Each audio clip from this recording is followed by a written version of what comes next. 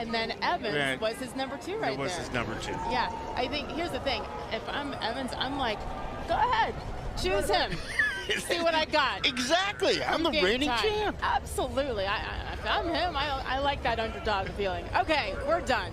John, back to you. Listen, if you guys want to take the field, I'll take Tiger Woods. That's all I'm saying, at his best. Okay? That's how I think we're going to go. 5 minutes until we get to the start. Meb, how important is it that we look at Evans Chibet there, that it is teammate and another past champion, the 21 champion, Vincent Kipruto, in this with him? It's very important. Whether you are at the Boston Marathon, New York, or the Olympic Games, you want to have a teammate there because it gives you confidence. It gives you a benchmark of how you guys going to do. And to have Benson there for him is huge. And, you know, they can probably work together and strategize a little bit better to get to the, you know, to the hills and conquer a lot of the course and see what happens at the end. By the way, it's not often that Eliud Kipchoge is assigned number 2, right? He's got a lot of ones, a lot of first name bases. It is, and you know, as a defending champion, you know, it's always a great honor to wear the bib number 1. And for me, they ask me, what number are you going to wear in Boston? I'm like, well, 27, 28. But that one day that I wore the number 1, I feel very proud, and Chibet should too. So Evans, and then if you win here at Boston, you get your first name on your bib. So that's why his says Evans. And despite all the accolades, all the awards, all the records, Kipchoge says Kipchoge. Yeah, I mean, it is, you know, Kipchoge is sort of well known, doesn't need his first name, but at this time, having the first name is such a big honor at the defending title or the past champion. So we see the start of the men's race as they get ready to go. I'm sure there's some anxious moments. They go off at 9:37, which is about 4 minutes from now. And then to the right in this triple box, you have Marcel Hoog leading the men's wheelchair race on top, and Susanna Scaroni there on the bottom. Amanda, if you're there and can hear me, you said the pavement's getting a little wet. Talk to me about traction. Looks like it is getting a little bit wet. So all of these athletes are using custom gloves. Those gloves are coated in rubber. The rubber connects to the hand rings, also coated in rubber, so it's based all on friction. As soon as you get a little bit of water in there, your friction disappears. I just saw Marcel switch his gloves probably about a mile or so ago, and if you look, you can see that the surface of his glove is now bright red. He has sandpaper on there, and that sandpaper is to give him some grip in the rain. Susanna's been slipping. Looks like she's pulling off over to the side of the road right now. I think she's having a really hard time getting, oh my goodness, she's a flat tire. Susanna. Start line, and where do you start with the favorites? Well, you have to talk about 2 men who have won this race before, Evans Chibet and Benson Kipruto of Kenya. But all eyes, Larry, this weekend on Eliud Kipchoge making his first appearance in Boston. It's a pleasure, Paul, to have him here. He has been just amazing in his career now, 39 years young, and still competing and doing extraordinarily well. I mean, it's just hard to believe what he's doing. And just last year, he set the world record and was voted the #3 performance in the world. This is the deepest Boston Marathon field based upon the times they're achieving and the success. They love bringing their world past champions and stars who have won Boston back for this event. As we bring to the start line, one of the great traditions at Boston, if you've won, you've got your first name on the bib, and if you're trying to be one of those winners, you've got your last name on the bib. Let's listen in for the call out here of some of our former champions.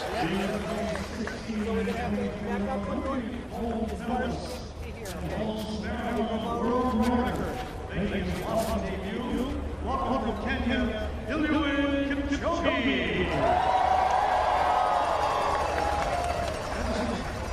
Also Kenya, reigning Boston Marathon champion, reigning New York City Marathon champion, sporting bib number 1. Welcome back, Evans Chibet.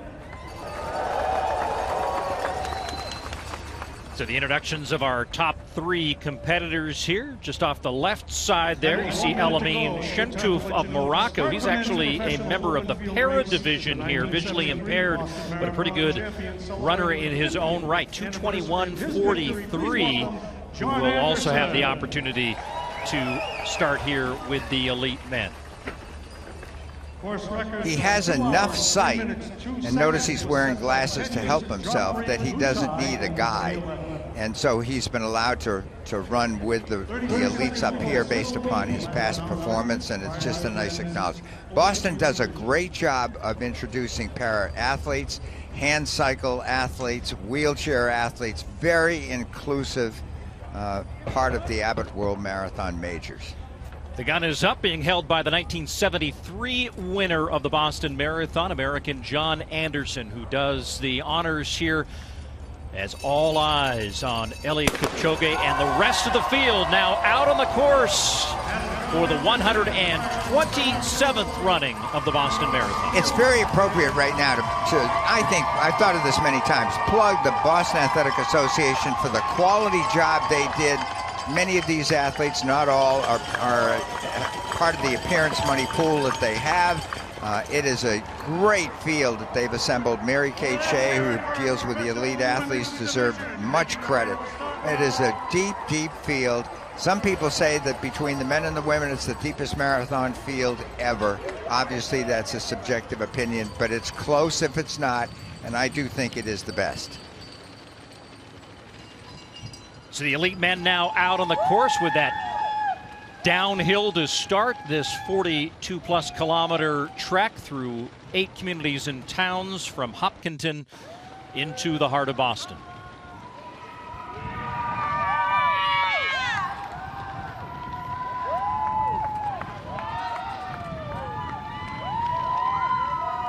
As we follow the pictures of the athletes, a reminder you can track your favorite athletes, view leaderboards, and receive live updates with the official BAA Racing app. Search Boston Marathon in the App Store or Google Play Store to download the app and stay up to speed with the 127th Boston Marathon.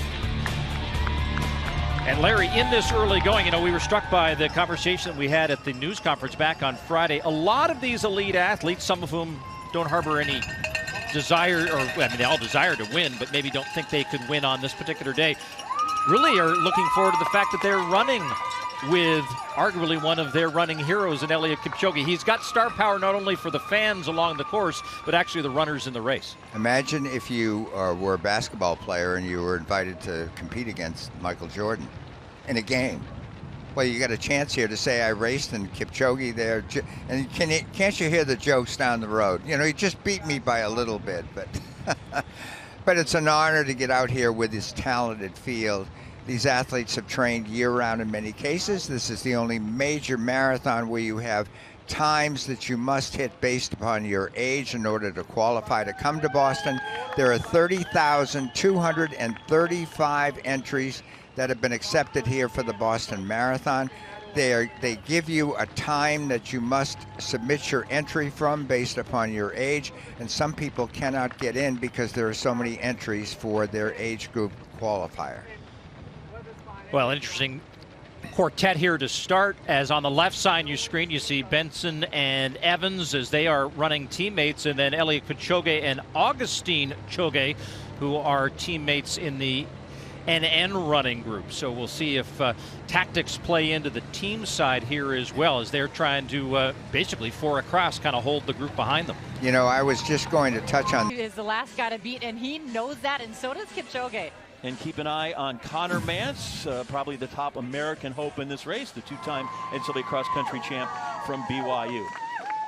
Man, it looks like they're going uphill. That's a little one. Wait till we get to Newton and we get to the Newton Hills and Heartbreak Hill as well. So we've got a pack there. It'll sort itself out. We've got 26 miles to do that, so that gives us time to go back to Duke and Sage and hear what they have to say about running.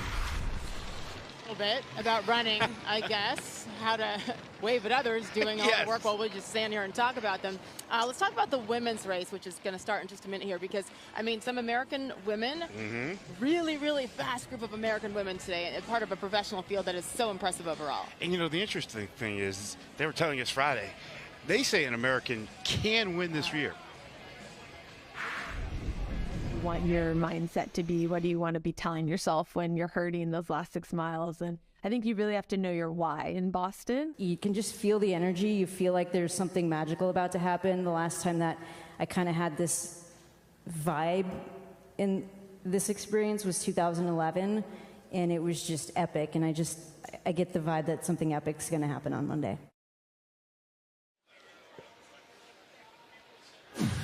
And Sage, it was a little colder and a little rainier and a little windier when Des won here in 2018. It was right on that corner, freezing, and I can't believe she finished. It was that cold. So, but you're saying this is nothing. It's not just this stop is shaking? nothing, although this might favor her.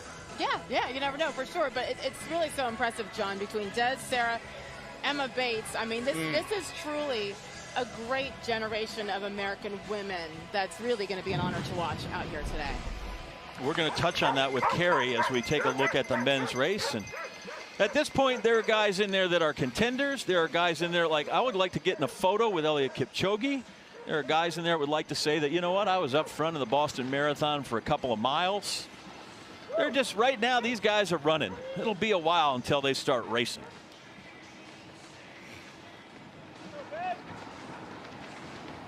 Sage, what would happen if, like, you can see Albert Career kind of checking his watch. Everybody's just kind of being calm and till the calm before the storm, because you want to be able to just conserve as much energy as possible. As the iconic Boston Marathon point to point gets really challenging, it is going to be important to save energy right now. And you know, Kipchoge been in the front, is dictating the pace. And, you know, he always respected the distance, he respects the course, and he respects his competitors, as he said earlier. Hey, Matt, you know, you just said it, dictating, and that is what Kipchoge is doing. The whole time leading up to this race, we're wondering, what does everyone else do when the greatest of all time is in this race? Yes, we know we have the defending champion, Evan Chebet, in the race. We also know that we have Benson Kipruto, who won in 2021, and other amazing athletes. But when you have a Kipchoge in the race, does that totally change your race strategy? It does. As an elite runner, you never really run your own race unless you probably are Kipchoge. Yeah. But you can see CJ Albertson also just to be able to run. Udo Group, you know, he likes to go in the lead, but now we just got the 4:37 first mile, which is absolutely fast, and that's due to the downhill, but also Kipchoge being in the front. So we got a triple box there with the men's elite race, and that first pack early on, a mile into this thing. And then Susanna Scaroni, who's working really hard, bottom right in the triple box. And Marcel, and Kiplagat, who was they've gotten through, awarded her 2021 Boston Marathon trophy in a ceremony earlier this week. And next to her, Des Linden, the 2018 champion. Yes, now 39 years young. She, the most horrific conditions I've ever heard of in Boston, with a wind you just can't believe, and the temperature was 2 Celsius, driving into your face, and the wind's up to 40 miles an hour in American terms. I'll touch on that later. Edna Kiplagat is a god to a lot of these runners. She could be the mother of many of the women on the starting line who are great runners. And at 44 years of age, still, she's going to be 44 very soon. She's 43 still, and has competed very, very well recently.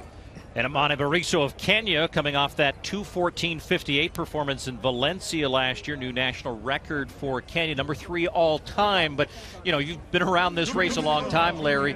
Bringing a 2:14 time into Boston, that doesn't matter as much. No, and she's coming off 5 years of injury. She shocked everybody with this great performance. Valencia is an extraordinarily fast course. 2:14 was just a sensational time, third fastest. There's Des Linden, who in those terrible conditions in 2018 surged from behind, passed a number of top Kenyans up front, and was the champion. Making her 10th appearance at the start line in Hopkinton today. Really has said that this Boston weekend is such an important part of her annual racing calendar, seeing their bending down and now standing up with the rest of the team as they have their final moments of reflection here at the start line. And, you know, the American women really trying to, you know, hold serve here against the best in the world, and among them, Sarah Hall in the field, Alafine Tuliamuk. So we'll see how the American women fare here on the streets today. Yeah. The top row goes to the ladies who are given the best chance to win. It's the way they do it in Boston, and if you're a top runner, you might be seated second or third behind them. I will add this: I don't expect to see Kiplagat unless the pace is slow, right up there. If it's fast paced, she tends to lay back a bit, and she surges late in a race and does extremely well with that tactic.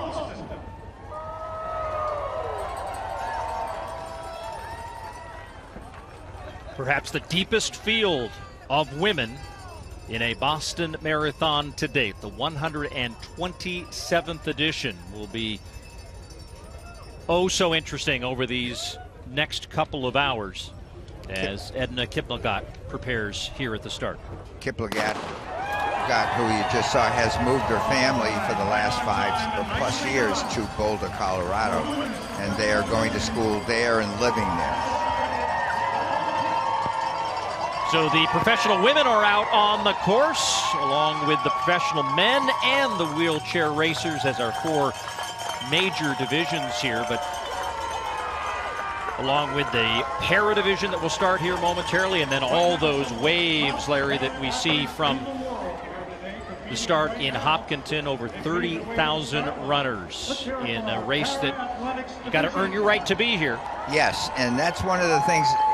An athlete will maybe run a half marathon or something, and I know you and you know me, and I haven't seen you in a while. We passed the finish line in New York, for example, and I look at you and say, you going to run Boston? You know, or are you going to be there type thing? If you've got a qualifying time, it is that big a deal to try and come and achieve entry into the Boston Marathon. This is not a fast pace. Just looking at the turnover of the ladies here, they're very comfortable right now. No one has gone out to try and set a fierce pace in the beginning. The headwind should not be a factor. We'll try and check flags later in the race and report back to you as to what we see. This is just by choice that no one is out there surging along or taking the lead in the beginning. And we fully expect a large contingent of elite women to be together at the lead of this pack for most of the kilometers, all the way perhaps into those race-defining Newton Hills that come much later in the race. But early on, a ginger miles there, but has that 7th place on there and does not want to be 7th again. She wants to be closer to that podium, and if not, cracking the tape. Won the London Marathon. She's won the New York City Marathon. So certainly the Kenyan great has some bona fides. And then Edna Kiplagat, who we touched on, and Ababel Yeshina, who was part of the great finish last year where they switched, where they traded the lead 7 times in the last mile and a quarter. Yeah, she and Paris Jepchirchir, who is not here, the defending champion, is not back this year, but Ababel was 2nd, and her post after she finished 2nd was, that left a sour taste, so she didn't like it either. Sarah Hall, obviously. Happy birthday, Sarah Hall. Turned 40 yesterday. 4th fastest American ever, over 26.2. Helen O'Beary, who, if I was going to, put a quid or 2 down somewhere at the old betting house, she might get my money. And 2 great Americans as well, Alafine Tulimek, who's won our Olympic trials back in 2020, and Des Linden is a legend around here. She sure is, and she should be. I mean, the way that she's run on this course, 2nd in 2011, and then winning in 2018. Alafine, though, says she's in the best shape of her life. And Helen O'Beary, if she gets this marathon thing, she is going to have that greatest of all time runner as Kipchoge does in the men's race. She comes with some unbelievable track bona fides in her resume. 10,000 meter, the last World Championships at Eugene, her last really important track race. She was 2nd, won the silver medal in the 10,000 as she came through. So they're a little less anxious to sort this thing out. Do you think every time Des, the defending champ from 2018, when she won that, do you think every time she goes out now and goes like, the weather's great? After winning in 2018, which was just the worst of all time conditions, she's got to be like, wow, super day to go running. I actually think she does. When you read her new book, she talks about that. She grew up in California. She went to college in Arizona. She moved to Michigan, and everyone was like, wait, how are you going to do in Michigan? And she loves the conditions when they're bad. Mm-hmm. She loves a hard race. That's why she chose to race over 26.2. She is gritty. She is tough, much like all of the women that we are looking at on the screen right now. And one of them just tucked in there in all green. You can just get her on the left of the scene. Just a quick note there to Nell Rojas, the top American in the last 2 years. Yeah, Nell Rojas really loves to run here. You know, it hasn't even been 2 years. It's been since that COVID race when it was in the fall. So about 19 months about that she's run twice here and finished in the top American spot, 5th and 10th place. Honestly, there are a lot of people and a lot of names to try to sort out there. I feel a lot easier if I could just go, hey, Ed and hey, Maria. Let me just go down to 2 people and let them handle their business. Oh, you mean you want us to deal with the names? No problem. No problem. Thanks a lot, John. No. The names are fine. Just too many of them right now. There are too many. We're going to deal with one. The name is Spencer. Spencer, the marathon dog. Spencer became the marathon dog, a familiar sight for runners along the marathon route. And as the elite men reach Ashland, this is where this is obviously taped, but this is where Spencer was all the time. And holding that, it almost looks like he was smiling all I the know. time. We loved Spencer. Earlier this year, he sadly lost his battle with cancer. And the reason why we're showing you Spencer really became an icon for holding that Boston Strong flag at the usual spot, right near Ashland State Park, regardless of the weather, for 9 years. Spencer was diagnosed with cancer last year, and it was clear that he was not going to make it to see this year's race. So there was a really special ceremony in January. Spencer received a special medal from the BAA. A portrait was unveiled at the Fairmont Copley Plaza in downtown Boston. And sadly, Spencer passed away in February at the age of 13. And as you can see, the field is entering Ashland now, and you can hear the crowd is cheering him on. John, I won't even try to mention the names. I'll just let you do it. I'll say John has got the car. How about that? Does that work, John? Listen, if my mom had named me Ababel or Gatti Tom, I'd be a heck of a lot better runner than just John. Right. So they go through the drink station. Meb, they went through the first 5K in 14:17. That is spicy, my friend. That is fast. That's Boston, downhill. You have the world record holder here, front runners, and it's just amazing to be able to go through that. I think we're going to see a great race, but patience is a virtue. And the guy on the left there in the blue, Connor Mance, USA, as I said, twice the NCAA champion, coached by Ed Eyestone, a wonderful U.S. marathoner as well. And he and I had a long talk because in the collegiate ranks, where he was very, very dominant cross country, they talk about how the Mance zone, that he can take kind of more pain for longer than a lot of guys. And he said, but now I look at the starting line and think, all these guys are fit like I am, and they can all take pain like I can. And he's getting used to this new peer group. Yeah, he's definitely in this new peer group. You know, we've seen him at the NCAA level for many years, and he's crushed there. And he loves to run on hard courses, and he loves to run on the track. This is going to bode well for him on a course like Boston. When you have seen him run so well on the cross-country courses that we've seen him run, he's strong. He can handle that, but can he handle 26.2 on this course? And I think that's the big question. He's super excited. We're super excited for him, but it's still early on. In that pack, you had Mance and Kipchoge and Mark Career. There's several careers. Mark Career, Albert Career, and John Career. Benson Kipruto, Evans Chibet, Adedulam Belay. There's Junk. So all the careers are there. That's nice to make everything super confusing for everybody as they go through. Gabrielle Gay and C.J. Albertson, who a couple years ago decided, I'm going to lead the Boston Marathon as long as I can. And he was out there for, what, 18 miles, Meb? Yes, he was leading in 2021 for 18 miles, and, you know, he did great. He took out the pace, and I talked to him this week, and he just said, hey, the pace was a little slow for me. I'm going to take the lead, and he did a great job and still finished in the top 10, so you got to give him respect for that. So the men start out cooking at 4:37. The women go through their first mile carry in 6:09. I mean, listen, you can tap telephone poles and get creosote to come down faster. Well, you could tell that early on that they were really a little bit more relaxed. And that's okay. 6 of the top seven from the World Championships are in this field right now. There's a lot of eyes on each other and not so much on the clock. They want to win. You know, Emma Bates, as we see her right behind Megan Christian right there. Emma Bates is somebody that says she's in world American record pace right now. That's sub 2:20 pace, but not on this course. She wants to win. Mm-hmm. So as you see right now, at kickoff, as it were, about 49, 50 degrees, so that's not terrible. The cloud cover is almost helpful at some point because the sun's not beating down on you. Doesn't look like it's too wet for them out there, so it's not ideal spectator conditions, but it's not bad if I got to go out and run. I think it's perfect. I think it's perfect. The only difference is the humidity a little bit. I hope all the athletes are able to take their fluid station, which is every 5K. But you can see Connor Mance kind of looking around to the competitors, and that's a great analysis to be able to study.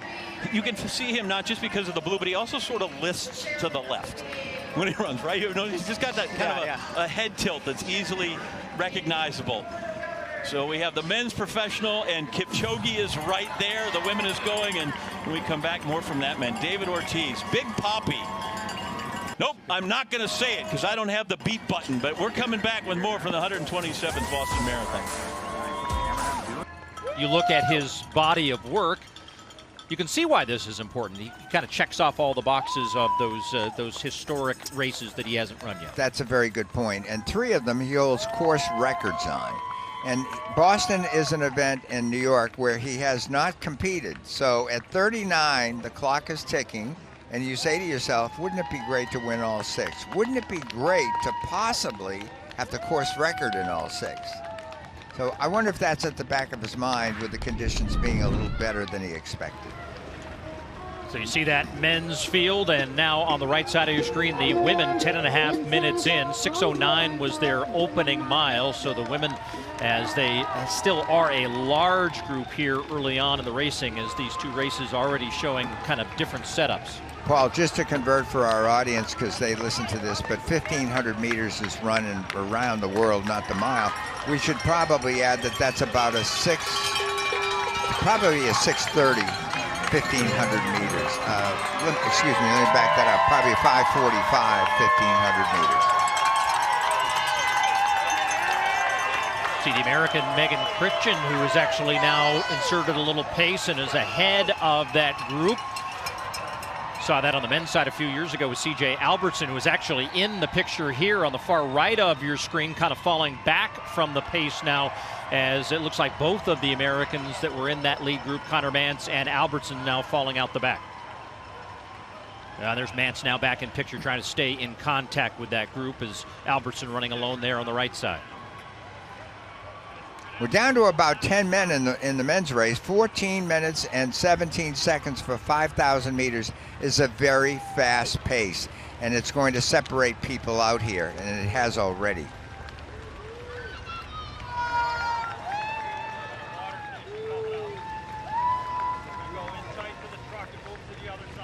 The elite men and the elite women out on the course here in the 127th edition of the Boston Marathon. The men 22 minutes into their race, the women 12 minutes in the race. We have the Marathon, principally sponsored by John Hancock, and we're going crazy with running and wheeling. We got a 4-box first on the course this morning with the men's wheelchair. There's Marcel Hoop. He's up by nearly 6 minutes. Amanda McGrory, we're going to get to in a minute, but I'm going to declare that one over. Women's wheelchair, second to go. Susanna Scaroni of the U.S. out there, and she's, despite having to pull over and do some mechanical work, is out in front by more than a minute. The men's elite field, there's the boss right there. If you feel froggy, get after it. But right now, Kipchoge is setting the pace, and everybody else is queuing off what he has to do. And then the women's race is also on the course.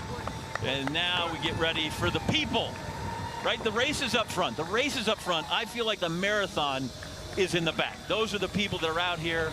By the way, these are all really good runners. You don't just get to walk up to the starting line here in Boston. No, you have to qualify, and you have to run very fast to get here. So, yeah, the people here have put in the work. And, you know, this has been not such an easy winter for many of them. So it's been a lot of time on the treadmills and really kind of focusing in on this race.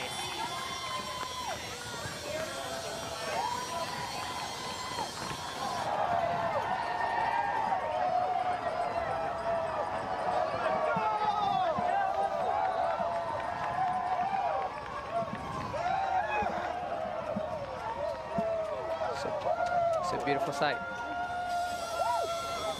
Saw a guy go by in a 12 Patriots jersey. I don't think that's Tom Brady. You see a number 2, it might be Brian Hoyer, but I don't think so. This is, to borrow from the president, the head of the BAA, Jack Fleming. This is America's original marathon. It is a race that is both revered and renowned, and these people are a part of it. Yeah. Right? You can go golf courses where they hold golf majors. And you go, well, listen, I hit out a Tiger Woods divot. But you don't get to play it on the same day that those guys get to play. You're running the same course on the same day as Eliud Kipchoge. And that's an amazing thing about this sport and about these events, Matt. Absolutely. I mean, this is, you know, you can't play with Tom Brady, you can't golf with Tiger Woods, or you can't play Michael Jordan, but Kipchoge is one of those guys, and those people, 30,000 people will be on the pavement of Kipchoge, who's paving for, and he's doing a great job. 30,000 people, they got to go ways because these are narrow streets when you get started, right? This is a tight little spot right there. Look at that, it's too late. You can't pass there. The line, it's a double yellow line.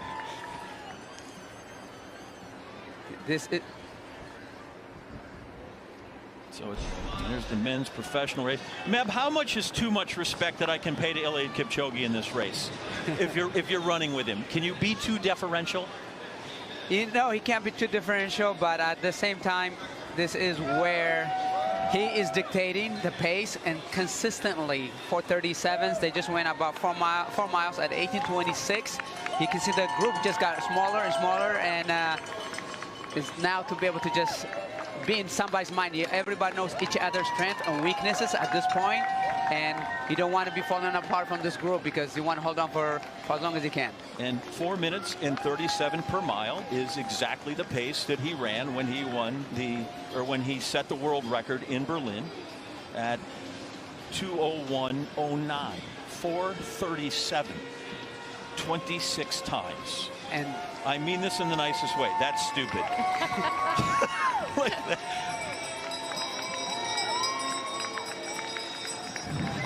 Carrie, I think we got some Minnesotans in there. No, we definitely do. We've got 2 of them at least, but Megan Christian right now, she's out in the lead. You know, she's had a great year running many marathons. I think maybe this is her 5th marathon in 2022 and now in the early part of 2023. And she is a sub 2:30 marathoner. So she's keeping this pace honest. You know, we aren't seeing, like we are on the men's side, this real aggressive pace. But when you are in this kind of a pack where you do know that you have such, you know, great in that pack, you still need to run your own race. And I think that's what we saw even, Matt, with your race. You ran your own race that day. You had a lot on you. You wanted to win, but you also were running your own race. And I think people were, you know, kind of playing around and focusing on other people, maybe not looking at you as much. And that's what's happening right here. They're focusing on other people and not necessarily the pace or who's leading. Having a deep group, that's what it means. You got to be able to study each other and who's going to make the first move. So you kind of just cautiously studying each other. For the first time, we're seeing Amane Bariso. She's the fastest woman in this field by 3 minutes. She's got a 2:14 marathon PB, and she is one of the athletes that everyone is watching to see if she can run close to what she's run before in 2:14. They came through the first 5K in 17:48, and that's not going to wear anybody out. So that's why that pack is as it is. The men approaching 30 minutes in on their race, so that means they're just they've probably just kicked through 10K in 28:52. Kipchoge comes through in 28:52. I feel like since it's a water station and the guys are rehydrating and taking a bit of cycle. So back to the men's race.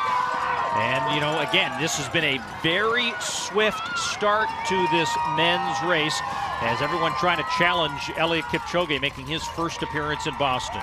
I think a fast pace here, and I kept thinking about this for the last 3 or 4 days. A fast pace is what he wants, as we see Augustine Choga slipping back here already. So he's not going to be able to aid his companion in training, I don't think, to any degree. Leading the peloton up front and not worried about any breeze. I don't think there's any kind of, look at the spectators. They're fine here. I don't think the weather is an issue so far at all. But in any event, notice how they're winnowing down the number of people up in the lead. Mance is there. About 11 athletes here as they are now in Framingham.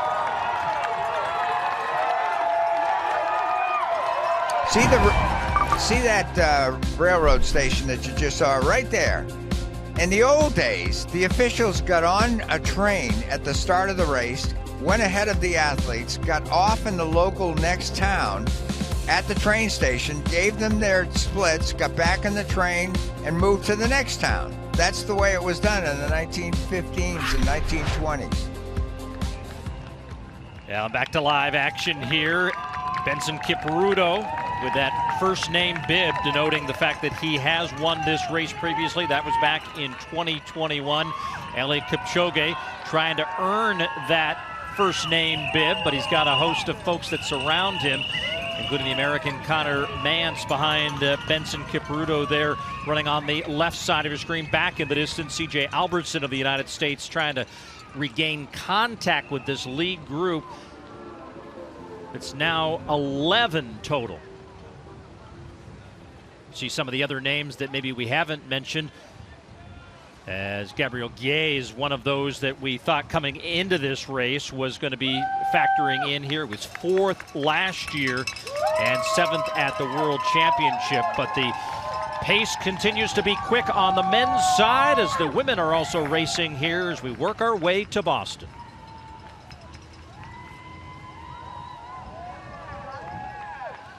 So look at both of our elite fields here on the men's and women's side. Much larger field of women, as their pace certainly has been a little more steady and controlled here in the early kilometers. Paul, just checking the field and the bibs and so forth. 4 of the 9 best marathoners in the world, ranked by Track and Field News last year, are in this group on your TV screen on the left for men. Women, 3 of the top 7 in the world are right now on the right-hand side of your screen. Women's pace has been moderate. This is going to break open sometime, I would say, in the second half of the race. You're going to see some surging going on, maybe before the Newton Hills or certainly during them, as they will be about 27 kilometers into the race when they start surging into the hills. Official split at 10 kilometers for the men, 28:52, and they remain ahead of that course record pace set back in 2011. At that time, the lead group that included the eventual winner, Jeffrey Mutai, came through 10K in 29:03. This lead pack of about 11, and if you count Albertson, 12, about 50 seconds ahead of the next nearest chase group. Meantime, on the women's side, we see American Emma Bates up in the lead here, but plenty of women still in this lead pack of women. Bates ranked among the top 10 women in the United States. This pack is still large. While they were very slow in the first 3,000 meters, the ladies were, they have definitely picked things up here. And I would imagine in the next maybe 5K, you're going to see some real diminution from the number of ladies up in this pack. See some of the prominent names that we previewed at the beginning of the race that remain in this lead pack, including that number 3 all-time women's marathoner, Amani Bariso, Jepkoske of Kenya, the New York Marathon champion back in 2019, the London champion back in 2021. Also Maureen Chepkamoy of Kenya, the 24-year-old up there at the front of the pack, making her U.S. debut, and doing so at one of the more iconic places you could make a U.S. marathon debut here in the Boston Marathon. The last 3,000 meters for the ladies covered in 10 minutes and 30 seconds unofficially. So the pace has turned honest for the ladies. There's no question about that. The race in many ways is underway after they kind of gently came down those early hills.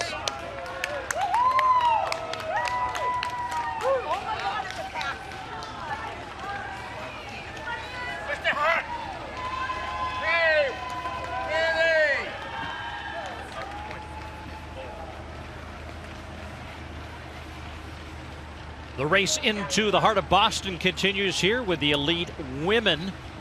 Now 25.5 minutes into their race. You see the American Emma Bates, far left of your screen. Maureen Chepkamoy of Kenya. Amani Bariso, also the Kenyan. But a large group of elite women here in this lead pack. Paul, I'm happy to tell the rest of the world that the women in the United States here have just gotten better and better and better. We now have in high school 1 million high schoolers that compete in either cross country or track. That figure continues to grow, and it is as popular as 11-man football in high school in the United States. It was a great story for the American women at the World Championships, which was, of course, hosted on U.S. soil in Oregon, where all three of their representative athletes all finished in the top 10, including Emma Bates. You saw there the 7th place finisher there. She was the number 2 American in New York, and said at the news conference on Friday she feels like she's in American record shape. Now, she can't break that record here on the course in Boston, but, you know, they're mixing it up here. You see other Americans in the field. Des Linden, who's 3 from the left side of your screen, the Boston Marathon champion for 2018. Nell Rojas, who has twice been the top American finisher here in Boston. And Laura Thweet I also saw in that lead group as well. Alafine Tillamook in the white hat back here on the right side of your screen. Sarah Hall, you kind of see coming out in the midst of that pack on the left side of your screen, right behind Des Linden. So a lot of Americans here in this field going toe-to-toe with the best of the world.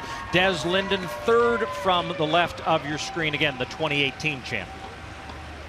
The United States had a very good representation in the Women's World Championship that was held in Eugene, your hometown, Paul. And they did well, and among them were Sarah Hall, who is due in this competition, and several other athletes that are here representing the United States. So it's nice to see. We have not always been a powerhouse in women's distance running in the marathon, not at this level.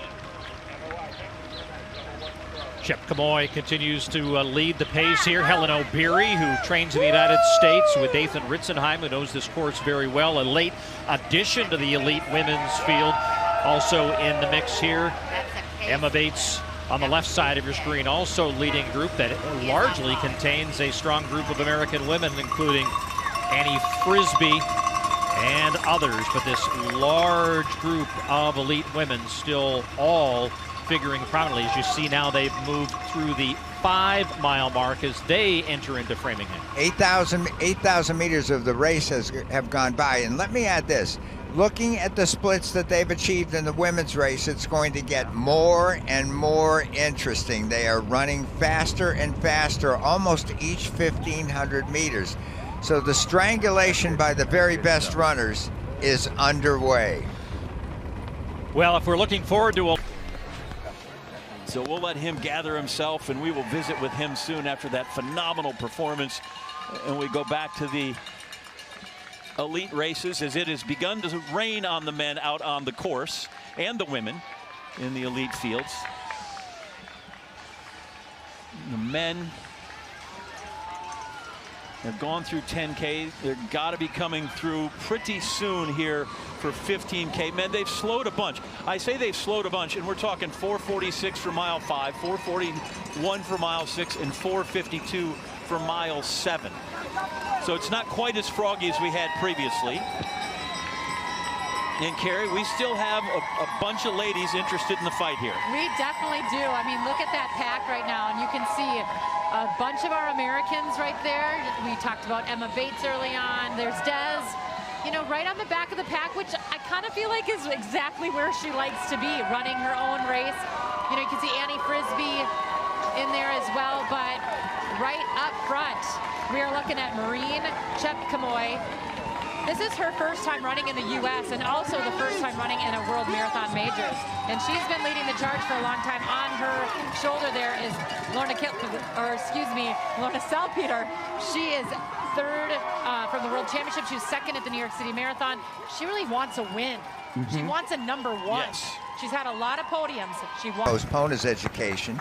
He trains out there at the University of Illinois, has for years anyway.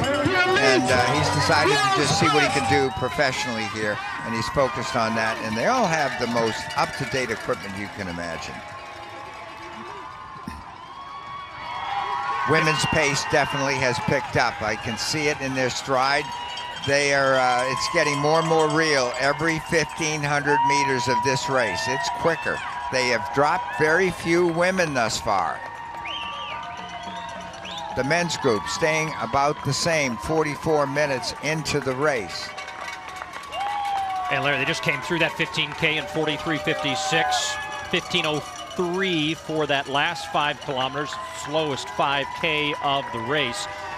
Augustine Kipchoge, we mentioned, who is a teammate of Eliud Kipchoge, was in that lead pack, but he's fallen off the back, and they're starting to dwindle just a little bit.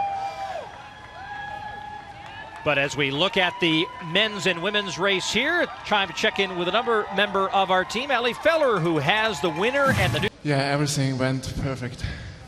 Sure did. You took it out hard right from the gun. Was that the race plan? Yeah, it was. Just trying to go as fast as possible and see what's possible today in these conditions.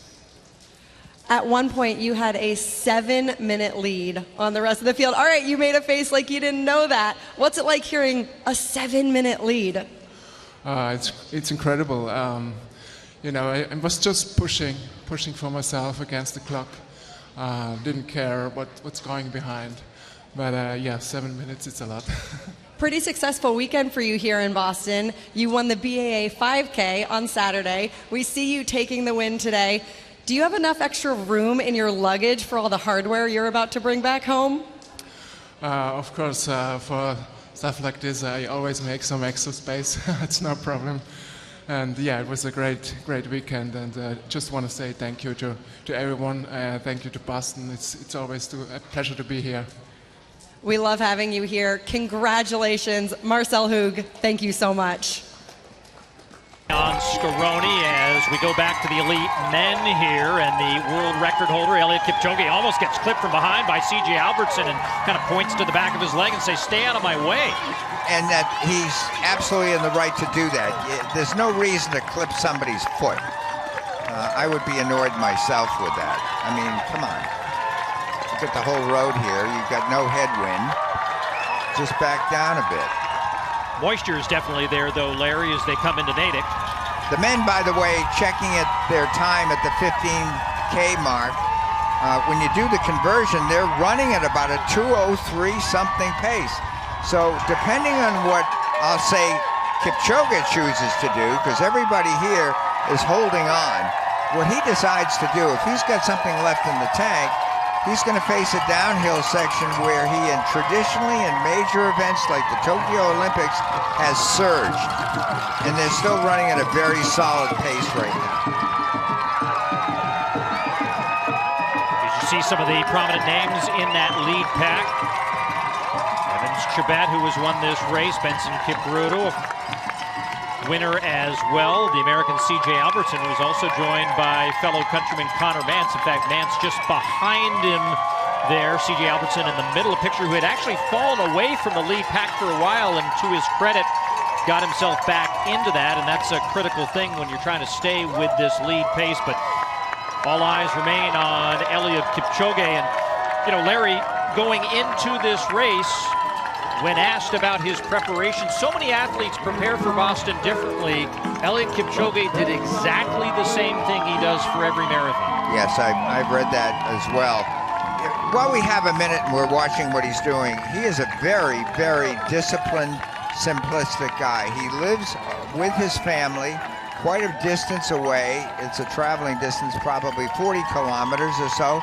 And he and his coach, Patrick Sang, will take a commitment that he has for an event like this. They call it, Paul, an assignment. And they go to a camp, and he lives at this camp 5 and 6 days a week, trains with the coterie of his athletes that are on his team, and lives a very monastic existence. When he gets home, it's a very regular duty that he has every single day. He doesn't vary it at all. He's very well thought of. When he was a young man and as a teenager, he lived very near Patrick Sang, who was the big star that lived in that neighborhood. And he went up to him afterwards and said, "Will you coach me?" And within a year, he ran 1,500 meters in 3 minutes 33 seconds. Amazing speed. Was one of the world's fastest 5K runners eventually, just a couple of years later. So he brings that talent to the marathon. How fast you are at shorter races make a difference in how great you could be. if you decide to reach up to the marathon. And he's got the right figure for it, meaning he's light, he's lean, he's powerful, and he stays healthy. And here a look at some of Eliud Kipchoge's training partners, part of that NN training group in the Kaptagat Forest of Kenya. Those training runs, arguably like running an elite marathon every day of training. You know, he trains up at about 2,400 meters, so there's a real elevation up there. And you can see it's a cold morning there with the frost on the breath of the athletes, and only some of the core of athletes, when he goes for a hard run, can stay with him, as you saw in that picture. So Kipchoge leading this pack. Continues to dwindle just a bit. You can see all the way back now in maybe just a far enough distance away that, you know, they're separating themselves a little bit, but that chase pack, which is about 1 minute and 15 seconds behind, we're told that the American Scott Fauble is leading that chase pack as they try to at least stay within contact of these leaders here. Fauble for the United States had the fastest marathon time last year. Mance was right there with him time-wise for his first marathon. And he's got the build of a good marathoner, which means he's pretty light and slender, and he's tough as nails. I watched his NCAA victory, and it was impressive. And C.J. Albertson is in the rear, the two Americans that are mixed in here with Ethiopians and Kenyans. Nearing the halfway point of this men's race, cresting the hill with more hills to come on their way into Boston.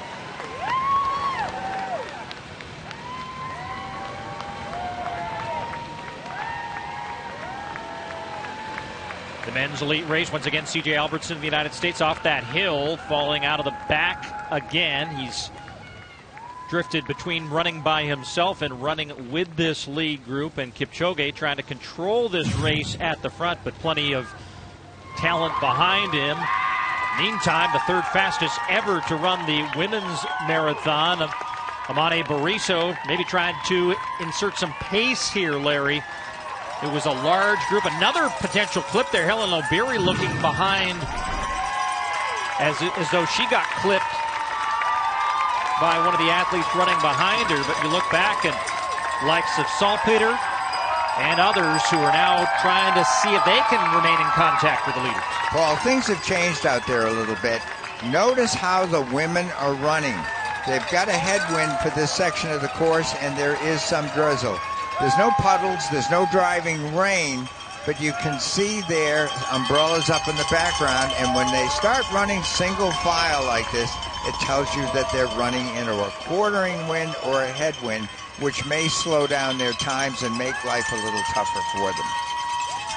Look at some of the prominent names now in this lead group of 8, including Gebre Selassie, who comes off that win at the World Championships in Oregon last summer. Won Berlin in 2021. Ababa Yeshane, who was the runner-up here in Boston a year ago, back there. Boston Sports Observer covering this race more than a dozen times. Josh Brogadier. Josh, just give us a feel for what you've got here. Is listen, you got nothing but alpha dogs right there running in front of you. Alpha dogs is a good way to describe it, John. We've got a pack of 12 here, of course, led by Eliud Kipchoge. Who else? But I'm very impressed by C.J. Albertson, who kind of falls back and then he comes ahead, and he's been neck and neck the entire time. Of course, he led for 18 miles last year. We're approaching Wellesley. I don't hear that scream tunnel yet, but I did run for a little while with members of the Wellesley Blue track and field team. They said they wanted to come out and watch the elite runners. They were going to get up early before all the screaming started to enjoy it. And we can certainly enjoy this along with them on this race. John? Thank you. Yeah, it's going to get loud and it gets lusty when they get over the Wellesley, which will be nice.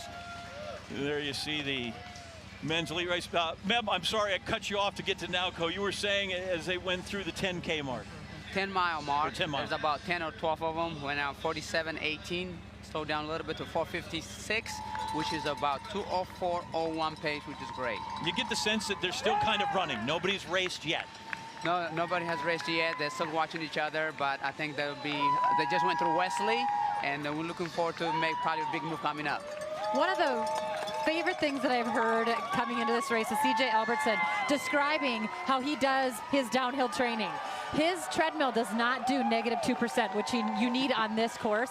So he puts bricks underneath his treadmill to pound on those quads. And another thing I've heard is the great Dick Beardsley used to pound his quads in training afterwards to see if that would help. He doesn't have any science behind it, and if anyone knows Dick Beardsley, they know this is kind of fun. But the way that these guys train, and it's no surprise to see C.J. Albertson up there with Kipchoge. I know that Dick Beardsley needed to find 2 more seconds. He did. In the great race with Alberto Salazar. Yes, he did. Back in 1983, right? They ran 2:08:52 and 2:08:54, I believe is what they came through in that wonderful race there. And, there's nothing to lead me to believe, Meb, in looking at that picture, that Kipchoge's uncomfortable in the least. No, he is looking perfect. His form is just right and in control. As you described him earlier, the alpha man is in control and looks great, and his stride looks absolutely incredible, and those other guys are taking his lead. T. Evans Chibet over on the right side, the defending champ. His teammate Benson Kipruto is there as well. Is there a way those two guys can work together, Meb, to try and maybe wear down Kipchoge as teammates? You know, as I was competing, those Kenyans and Ethiopians, sometimes they speak Amharic or Swahili, but the Kenyans are contingent all over there. So yes, they will work together, but the question is when. Love that we absolutely pointed out, so you know, Eliud Kipchoge, because he's the guy you want to know, running in the States for the first time since 2014 when he won in Chicago, and he said, I am just happy to put my feet in the streets of Boston. And he has been an unbelievable ambassador for Boston since he came a little early. But this guy has been mobbed everywhere he's gone since he's been in town. He's got a phalanx of security just because everybody wants to get a look at him. Carrie. The energy that it takes, and you know, again, Meb, you are probably one of the first athletes that really did outside appearances when we were at big events. You are scheduled and scheduled and scheduled, but to know how much work goes into what Kipchoge has had to do this weekend, besides now line up and race, I mean, his schedule's been packed. I mean, his schedule is packed. I have to win the Boston Marathon to get the attention that people kind of connected with me. He didn't even start Hopkinton, and he was already mobbed. He's such an icon, a great leader, and an amazing legend for the sport, and ambassador from globally. And that's why everybody, you know, him running under 2 hours made him who he is, and people just want to get a picture or time with him. And he's coming through the Scream Tunnel with the Wellesley and all the students there at Wellesley. Yeah. I'm just letting that wash over us a little bit. You know, Paul, most of the men who are Ethiopian and the women like Bariso live in Addis Ababa, where they get great coaching, and they also can just travel by car a few miles or maybe 10,000 meters outside of Addis, and they start hitting mountains that they can train on, and the coaches push them. And of course, the altitude there is so high already in Addis, and they just go up another, you know, 500 to 800 meters of elevation where the air is really thin. Coming into the aid station there, just fresh off the Scream Tunnel at Wellesley, which is the a big prominent feature of this iconic race course in Boston, with a lot of traffic here. Everyone just trying to find their right bottle at their right table. Those bottles provide critical energy throughout the course. They do, and they're all marked. They sometimes have flags on them. The guys know where to reach for their own bottle, and everybody respects that fact. They are approaching halfway point here. The pace right now on the men's side is 2 hours, 4 minutes, and 30 seconds. You're looking at the second pack, led by American Scott Fauble.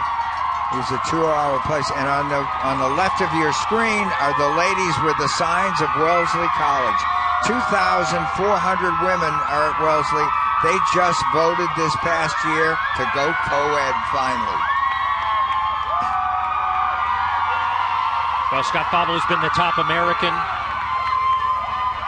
here in Boston, leading this chase pack along with Colin Nickow. McDonald, the American, also in this group. As they're back a minute or so to the lead group of men here as they're all in Wellesley now. And here is now live the lead group of men. 11 of them here as they enter Wellesley. I said to one woman once, "You went to Wellesley?" She said, "Yeah." I said, "Tell me about the marathon." She said, "It's great." She said, "We just have a great time out there cheering everybody on." I said, "What happens when the women come by versus the men?" She said, "We scream louder."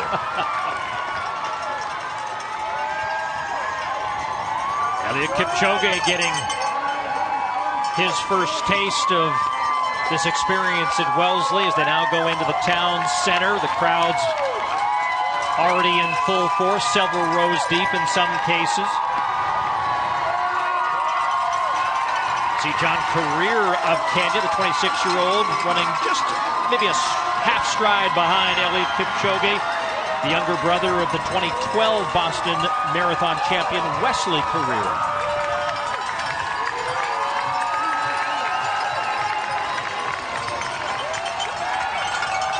Halfway home for the 2023 Boston Marathon. Very unofficial. 1 hour, 2 minutes, and 16 seconds. That's the exact pace we talked about a little while ago. 2:04:30 was what we talked about. And Albertson, who I talked to, said, I'm fit, but he's running, the race of his life right now. And so is Connor Mance, the two Americans hanging in very well. Mance very tough in the late stages of a race. And Eliud Kipchoge now offering any of these other 10 members the afforded opportunity to take the race. He doesn't want to lead right now. Right, that's right. And I wouldn't be surprised if the other guys who are not in his camp say no thanks. This is the competitive nature at this level of this. And so they're going to let him push the breeze aside. And you'll notice he's always got 2 or 3 people running behind him. Again, I don't think it's serious, this win. The woman with the white slicker on over there, you don't see the breeze moving that slicker back and forth. Same with these people on the right-hand side of your TV screen. But he would like somebody else to do the work. Well, his teammate for the NN squad, Augustine Choge, who was up with the leaders early on, has fallen well back of the field, so he doesn't have the benefit that perhaps Evans, Chibet, and Benson Kipruto could be utilizing here in the back half of this race. They are training teammates, and who knows whether conversations were had at some point, maybe one of them deciding to help the other.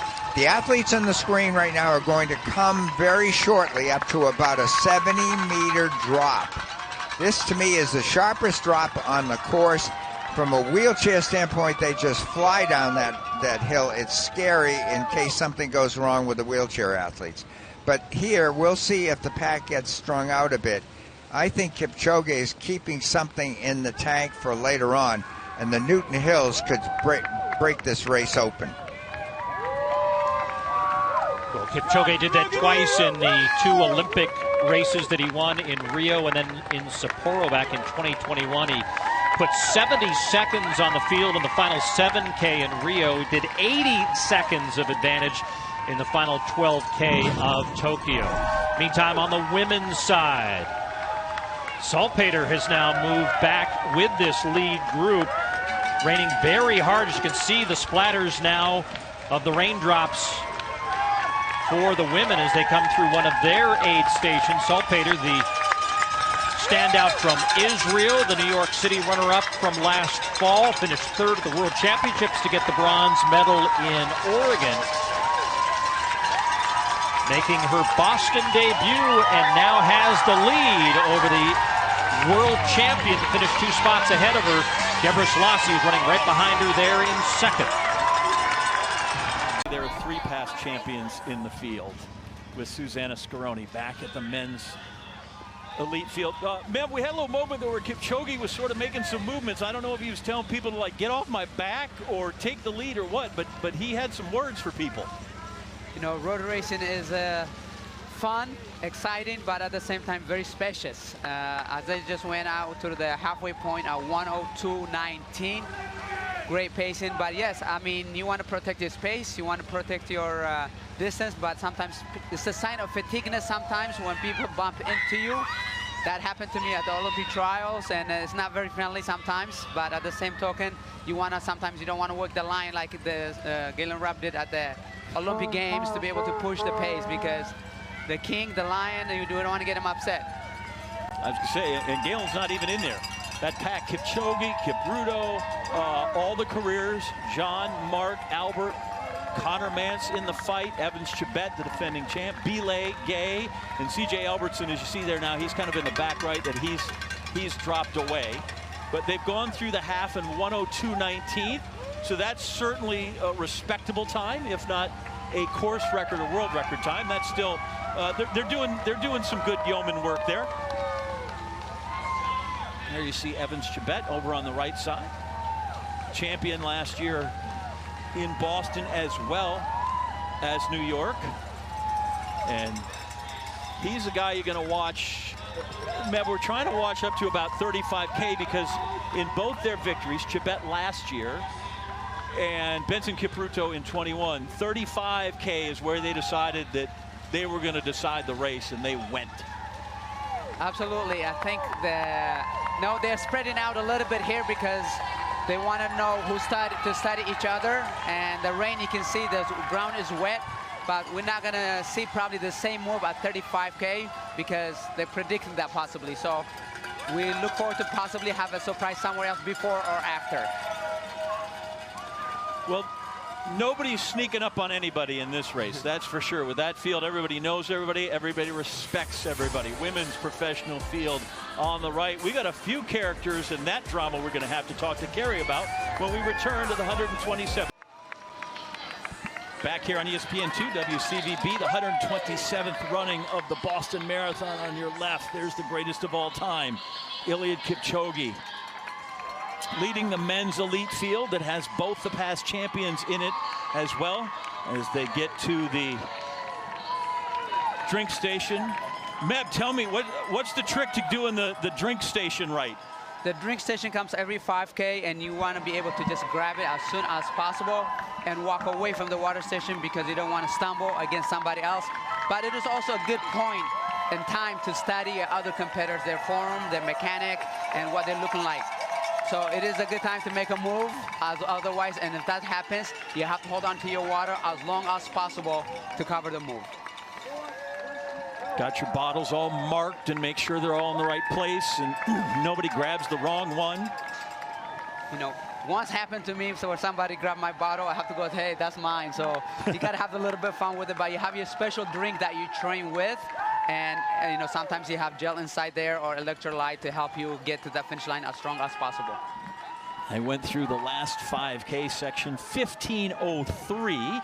So that's fairly, you know, nothing spectacular right there. That's, again, that just leads you to believe that they are racing, and those who are fit can keep up, and those that maybe don't quite have that same level will fall off. But nobody's surged there to see if they can bury anybody. It's not a surge to the finish line, but you can see that the group is getting narrower and narrower. There's about 6 or 7 left, and now it's getting down to the 5 people, and then hopefully podium and for victory. So the strategy and tactics are very important at this point. The time coming through that 25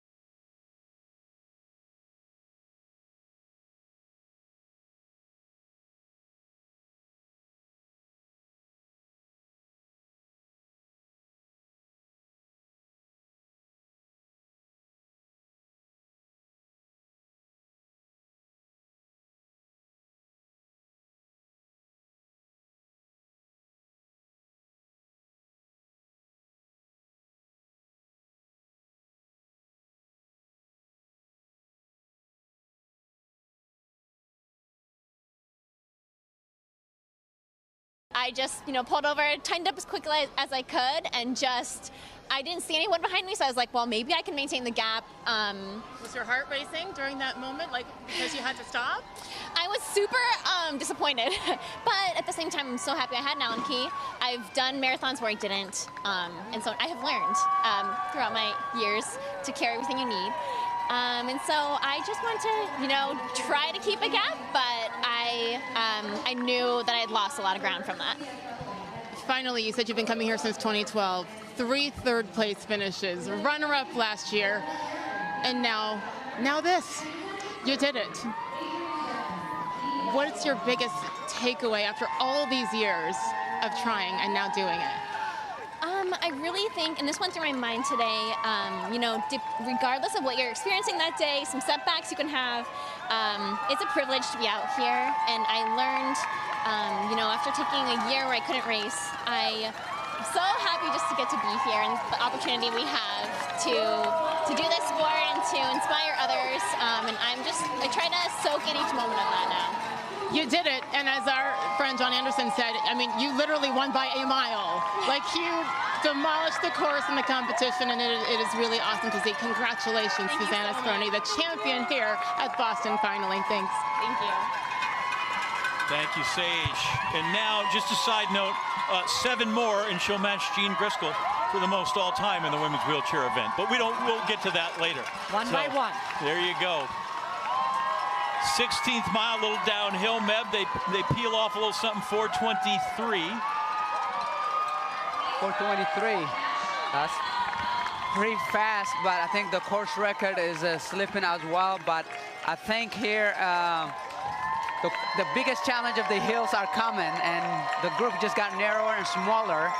And that early pace on 4:37 that they went is kind of costing to some people. And it's about to get really hard. 16 is that long downhill into 17, and now we're going to be into the hills here momentarily. 16 is one of the fastest late in the race before you make the right turn to the fire station, and then you start climbing the hills. And this is where the race is going to happen. So we see 7 people been together going up the hill. And then over on the women's side, Carrie, we still got quite a pack. I like that Helen O'Beary's there. We're kind of waiting for her. And Bates from the U.S. Hello, Emma. Yeah, and Emma's right there. And you know what I loved is they went through that last water station, and everyone still grabbed it. It is humid, but it is wet, as you can see, and it's cool. So you got to make sure that you're still fueling. And that's the one thing with Helen O'Beary that she maybe didn't quite get in her first marathon in New York City that she's trying to do here. Let's bring in Naoko Funiyama, because quite frankly, if you're out there in the lead moto, Naoko, and it's raining, I feel like the whole world's a water station to you right now. Yeah, it's fine, man. This is great running weather, John. I mean, honestly, these runners have such great posture, especially coming into Natick Center, and you got the big cheers starting to happen. You hit the Wellesley College Scream Tunnel. Now we're in Wellesley Center, and you can tell that the runners are so motivated by the cheers because you can see they're starting to kick a little bit stronger. I love the fact that Emma Bates was a little bit behind this lead pack for a little while, but then right before the Scream Tunnel, she kind of joined in with that lead pack. A couple runners told me that they don't like to be too far from the lead pack because they want that initial surge of cheers, the loud cheers that comes because it's such a huge motivator. So the runners are looking really good at this point in the race. The rain doesn't bother them at all, John. Rain doesn't bother them. Carrie, at what point then does it bother them, or is it just a nuisance, or how do I feel about the rain? Well, I think that right now they are, getting closer to home. We know that they're over halfway. They went through in 1:11:29. And there might be a little bit of chill, but I think the big thing is to not forget that, as I said, there is some humidity in the air. And if you aren't still aware of what you're taking in, you're burning a lot. So fueling, hydration is so important in these later stages. And not necessarily what happens in the later stages, it's what you've done in the early stages. Absolutely. You want to be able to get your fluids in early on. Don't wait until you get thirsty. By that time, performance is way down. So you want to preload your carbohydrate and preload your fluid. So this is a crucial moment. And, you want to have more than your competitors. Kipchoge, Chebet, Kipruto, the brothers' career, none of them are related. Gay, Is there anybody in this pack right now, Meb, that's not there that you expected, whether it's DeCisa or Katada? Is there anybody right now that you're a little surprised isn't playing ball? Looks like Connor Mance has dropped off there too, by the way. Absolutely. I think this one here, like the other favorites, have gone Katata and Lelisa, and but John Courier, Kipchoge just took off his gloves, and followed by John Courier, so I think we're going to see some great moves going on soon. There you see the elevation chart. Oh, way back at the left, Hot Kitten, where we started, Hot Kitten is all downhill. But now we're right there, mile 17, and we're into those 4 hills, and eventually culminates with Heartbreak Hill right there between 20 and 21. And at some point, you see, by the time you get all the way down there, you're nearly at sea level. It is a net downhill. But don't tell anybody about the net downhill when they're starting to go there in mile 17 and 18, right, Meb? Absolutely. No, this is the... Keep your net downhill to yourself. You got to keep that internal information. But the course is the challenge here, and I think what we talked about earlier, the course will make the move for you, and one more search before the finish line will happen. Tell me more what you mean by that the course will make the move for you. So you know the hills are waiting for you at 17 to 21. And the early pace of lactic acid buildup at the Boston Marathon at Hopkinton will inevitably gonna cost for you. If you've been smart and you know you've done your training, will carry you through the hills. Otherwise, you're gonna pay out for your mistakes here. So the temperature's actually really pleasant. The wind nearly absent, which are two things that are really brutal. I feel like the rain, a little fog in there, you can see that in the camera land. I can live with that. Meb? It's a perfect temperature here. I mean, you want to run, this is the perfect, maybe for the spectators a little bit chilly with the rain, but as a distance runner, you cannot ask for anything better. So the gloves are off, the hats are off, and the race is engaged to a certain degree. These guys still to keep in it's wet out there, kind of holding their water at this point. I don't know that anybody's over anxious, but it's starting to get time to think about getting serious and when am I going to go ahead and decide that this is where I would like to make my stand, or at least my charge, to win the Boston Marathon. Well, and John, I mean, you know, we just had a front-on shot there. Now we have a side shot of a man that we've all kind of followed for so many years with Eliud Kipchoge. And just to see how fluid he is, you know, we talk a lot about form, but this guy really has the perfect form, and he's in this, you know, these sections of going up and down, and it doesn't really falter. And then you see him with those finishing kicks that we've seen now and time again with all the replays. He's such a beautiful runner. Lockstep right there with John Courier in the red, whose personal best is 2:05:01. There you see some of the 25K split. We're really close to getting to the 30K split. The advanced time, you see their running time, 1 hour, 27 minutes, 14 seconds. And Kipchoge still very much in command. He says he wants to win all of the World Marathon majors, so he's close there. He's got 4. He's trying to get this one on this day, and then we can worry about November in New York at his leisure. I don't know that he adds to his course record collection, which he has in Tokyo, London, and Berlin. 3rd fastest time ever in Chicago. Yeah, he talked about the course record early on, and then the closer we got to the race, it was a little bit more like, hey, I want the win. If the course record comes, that's the icing on the cake. But the man behind him, that tall guy right there in the Adidas kit, that's Gabriel Gay. We haven't mentioned him much. He was 4th here last year. He says he's ready and fitter than ever. He wants to be even better than he was last year, and there's not many more spots to be better. There is not. Said he set the national record for Tanzania and his personal best at the Valencia Marathon in 2022. Finished 2nd in that one. Meb, you got some more numbers to crunch for us, because after the 4:23 downhill mile, 17 was 5:10, 18 is 4:59, which tells me they're having to work at it. Well, and it's showing the course, how hilly it is, and the pace. You know, we haven't mentioned Gabriel Gay. He's an amazing athlete. He has done some of the fastest U.S. Road Championship in the short distances, including the BA 10K here and Beta Breakers and Boulder.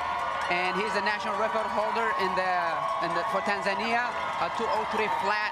He said, if you have no confidence in yourself, you are twice defeated in the race of life. With confidence, you have won even before you have started. So we haven't seen him yet, but he's been playing it very smart, and I think it's going to be a big factor here. Listen, I'll borrow from my good friend and Sports Center colleague, John Butchigras. Confidence isn't just in a marathon. Confidence is everything in life. But in this case, Mev, right, at some point this comes into kind of confidence in your training, that you've done the work. The key to success, the key to training is preparation. 90% is physical and training and 10% mental. Today it converts to 90% mental and 10% physically. Those guys are running amazing, and to be with the iconic Eliud Kipchoge, and they're just having their dreams, but at the same time they want to be able to see what they can do against him. And listen, training's the hard work. Race day's the fun day. Cut it loose and go. It is a celebration to be able to be here and run your victory lap. I call it 26.2 miles of victory lap, all of your hard work. So I'm counting 1, 2, 3, 4, 5, 6. We have 7 people, 8 if you count Josh Brogadier. And I count you, Josh. What do you got? Well, that's nice to be counted among this group, I'll tell you that much. One runner that I'm watching very closely is Andouille Belay, who has been hanging the entire time. He won Lisbon 3 times, he won in Ottawa, and he's the kind of runner that can stay with this group, and he has been very well. You also mentioned John Courier. Watching him, of course, his brother Wesley won this whole thing in 2012, the year after the record was set. But now they're coming down this area. We spoke with Benson Caputo the other day. He said to me, Boston is not won on the hills, Boston is won down the hills. And we did see that pack of 12 splinter down to 7. And as we see a little bit of a surge here from Gabriel Gay as we're coming through Newton. John? I'm going to defer to Meb. This is what I just mentioned him, Gabriel Gay. He's a great short distance runner, like a 7-mile, 10Ks and whatnot. And wow, this is a breakthrough. It's still early on, but making a statement on here. He knows his way around Boston. He's been in the BAA half and twice has finished second there. Ran there twice, finished second, in 2019, third in 2018. Won the 10K at 2018. Here in the BAA, and at some point some of these guys are going to have to make a decision. Are we going to let him go and we can reel him in, or we can stay with him and cover the move? Well, one thing that I like about Gabriel Gay, I talked to him the other day in a panel, and you know, he loves the NBA. He likes being here in America.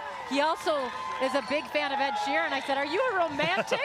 That's what he told me was one of his favorite things to have on his playlist. But, you know, he's a great guy, and he's got a great smile, and you can tell he's got a personality that he's eager to win. He's eager to be great. And this is interesting for him to put this kind of a move on. And look at Eliud Kipchoge is off of that little pack there. It's interesting. Yep, there's Gay, and then you go back to the 2 past champions with Evan Chibet and Kipruto, and then there's John Courier.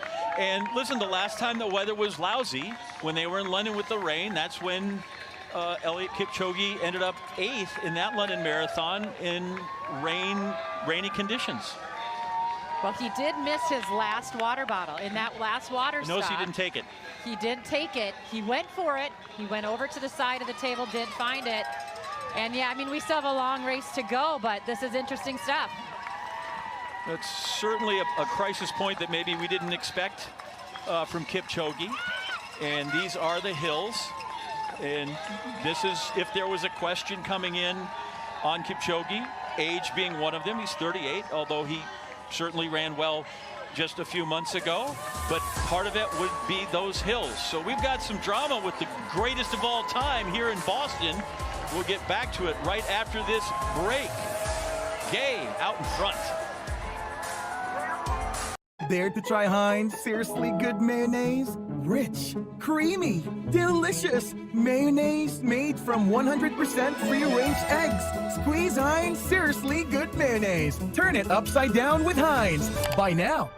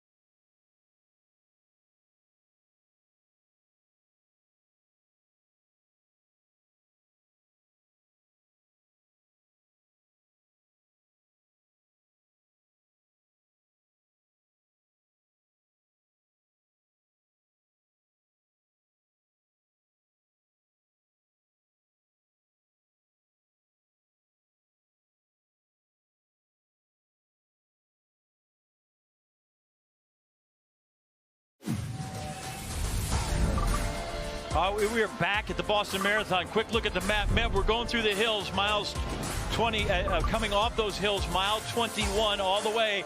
It's downhill, but that first mile off the hills cannot be easy. No, it cannot be easy going through the Newton Hills and go through the Heartbreak Hills. You are exhausted, you are tired, and you're looking for the Citgo sign and hopefully bring it home. And that's 1 mile to go, the Citgo sign. But everybody's waiting for it. And once you get there, you're looking forward to come to Boylston Street, making the last 2 turns on Hereford and left on Boylston. Left on Boylston, 600 meters then to the finish. And there's the men's lead pack. And if you could, just for a moment, there's the 5. We love them. But then you go back, there's 6. And then in 7th, and sort of right now off the group, is Eliud Kipchoge. And Gabriel Gay, who made the move, has been ruled in by reeled in quickly by the 2 teammates there, Kipruto and Evans Jabet. John Courier also there in the red, and Belay in the white siglet. And there's Eliud Kipchoge. We expected him to be running alone, maybe, but not alone in 7th.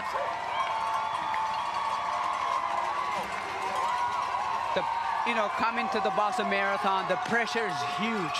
As a former world record holder, 2:01:09, every eye is on you. So, I think the pressure is getting up here now, and the competitors know how to make a big move, and they made the move when it counted right after the hills. Meb, how does someone with that much pressure, knowing he's run better than anyone, the way he's been introduced the entire weekend, like, how does he regroup right here? Is he done? It's hard. It is very hard to regroup here. The separation has happened. You just got to get to the finish line the best you can now. It is getting good here at the 127 Boston Marathon. 5 in the front right now for the win. Meb, they crossed the 20-mile mark, 1:35:53. But the first guy to come across was Benson Kipruto, the 21 champ, and not Eliud Kipchoge, who is in 7th, and right now at 20 miles is 16 seconds off the pace. Look at the top 2 guys right there. They've won here on this course before. They know that they were going to come into this and work as teammates. They've kind of been back in this pack, but sort of letting everyone else dictate, when we know those were the 2 guys to really watch what happens in the later stages.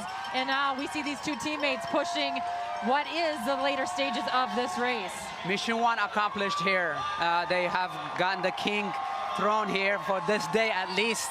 to be able to be Kipchoge ahead of him. Now, those 5 men are going to have to work hard. Are we going to see a defending champion repeat, or a new champion, or Benson winning it again? So this is the big move, big things happening. But now you got to be calm, because somebody's going to make a move. You have to cover the move and bring it home as strong as possible. They came through the little surge there. I had them both at the Fan Fest on Saturday afternoon, and one said, hey, can you gang up and try to beat Kipchoge? And they weren't quite sure, so I gave them a minute. I said, you guys work on that plan. But then I said, at what point do training partners become rivals and he becomes your opponent? And they were kind of coy. You know, they couldn't give a mile mark, but they're just like, at some point you just know. Now it's me against you, and we'll hug it out at the end. This is a win for them regardless. You know, yes, they want to crack that tape, but for them to be able to work together right now, this late in the stage, I think that they're having a great day. This is what they've both been visualizing, talking about in practice. They both have won their own races. They both have had these great careers, but right now, today, you know, in that final mile, it's all about them. It's all about them. And certainly, Elliot Kipchoge right there is a man that looks like he's struggling, that we didn't see through the first 15 and 16 miles where he looked really relaxed. And now there's your defending champ, Evans Chebet, trying to make it 2 in a row. Kerry, listen, we've gotten caught up because the men's race is a huge upset in the making. We've got a lovely and wonderful race going on over on the women's side. Look at this pack that we have. I mean, they are working their way through. We have Lana Salpeter, who has done so well, 3rd at the World Championships, 2nd at the New York City Marathon, and her husband told me she's spent time in Israel, she's spent time in Kenya. This build has been the best so far. She's had 2 races down at sea level, so she came down to race at sea level like she would be here in Boston. She's taken it really seriously, and she has really wanted this win. And so, you know, maybe not a name that everybody has said in their top 3, but I think that most of us that really know this sport have never doubted her. She is one that needs that big win, and today might be her day. And she traveled first to Israel in 2008. She went to work for the Kenyan ambassador in Israel as a nanny, and she did tell me, she's like, listen, you chase kids around. Marathon training's not terrible. It's so true. But then the woman on the right there, Emma Bates, the American, I mean, she's had such a phenomenal year this year. She was 7th at the World Championships, but you know, it really kind of kicked off when she was 2nd at Chicago in 2021. And she just seems like everything is clicking for her. She trains in Boulder. They have a Boston Marathon course that she and Joe Bosshart, her coach, have had both her and Scott Fauble on.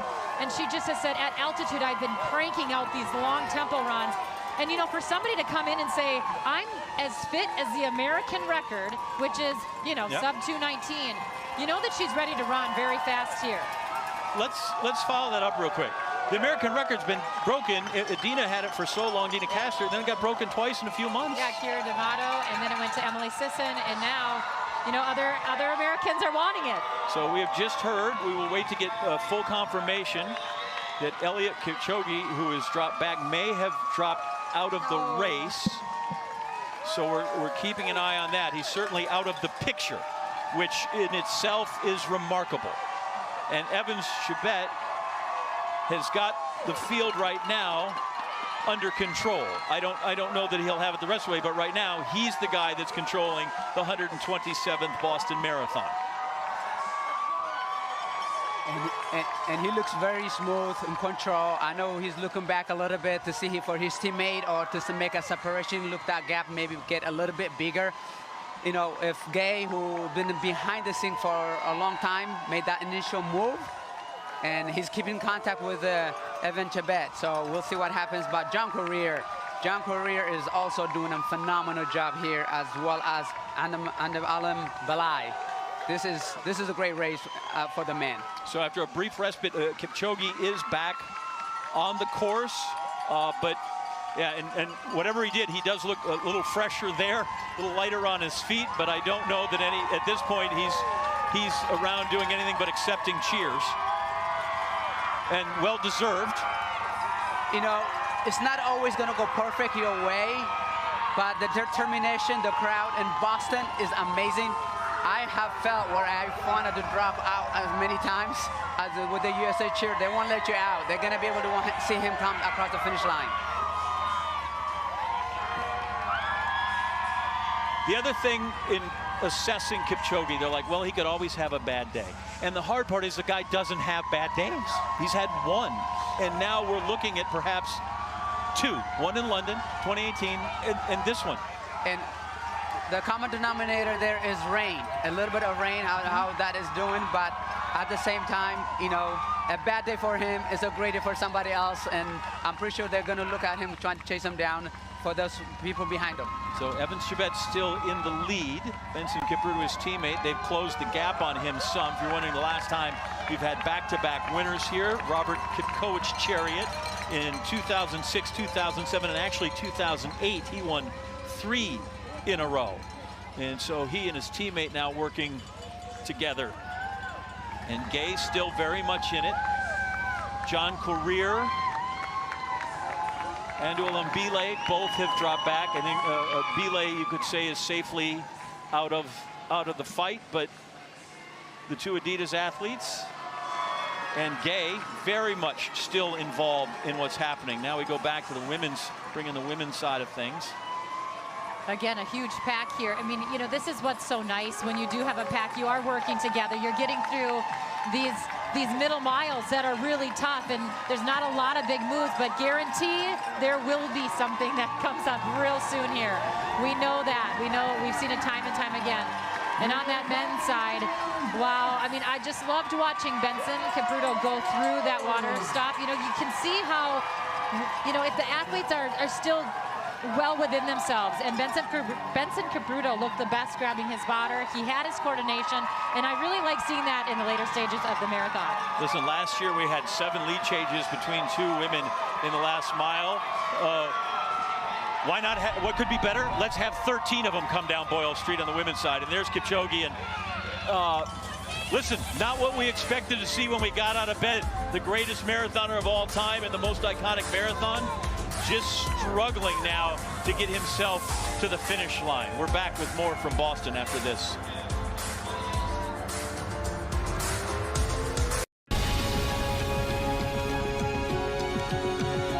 LG Washtower.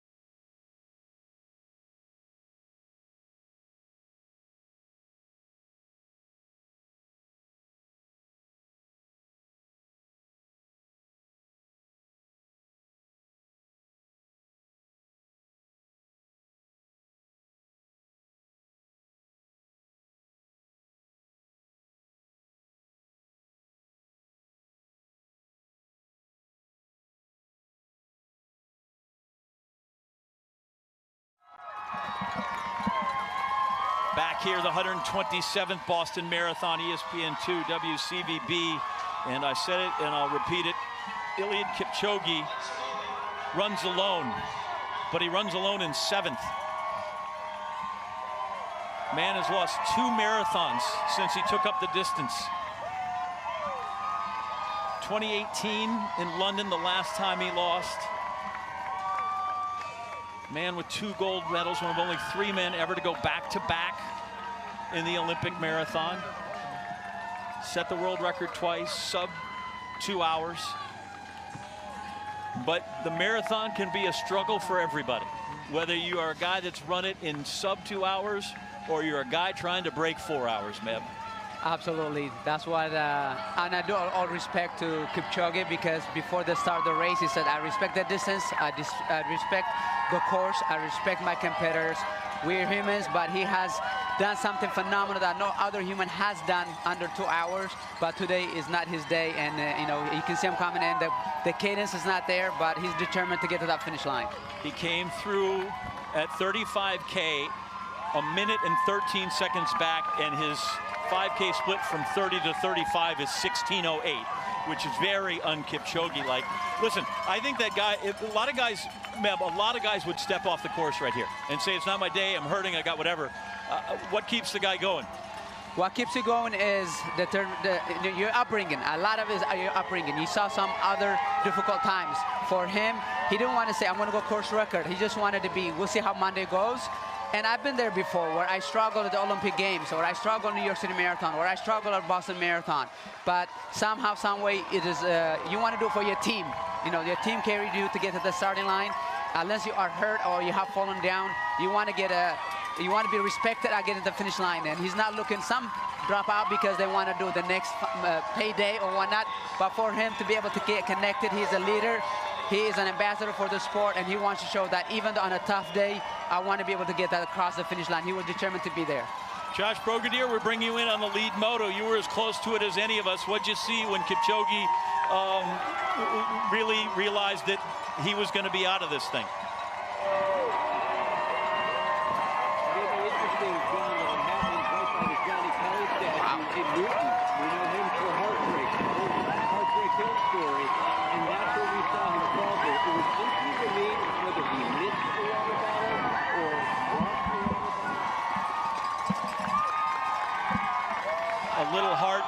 Little hard to hear Josh there. We'll try to get back to him on that.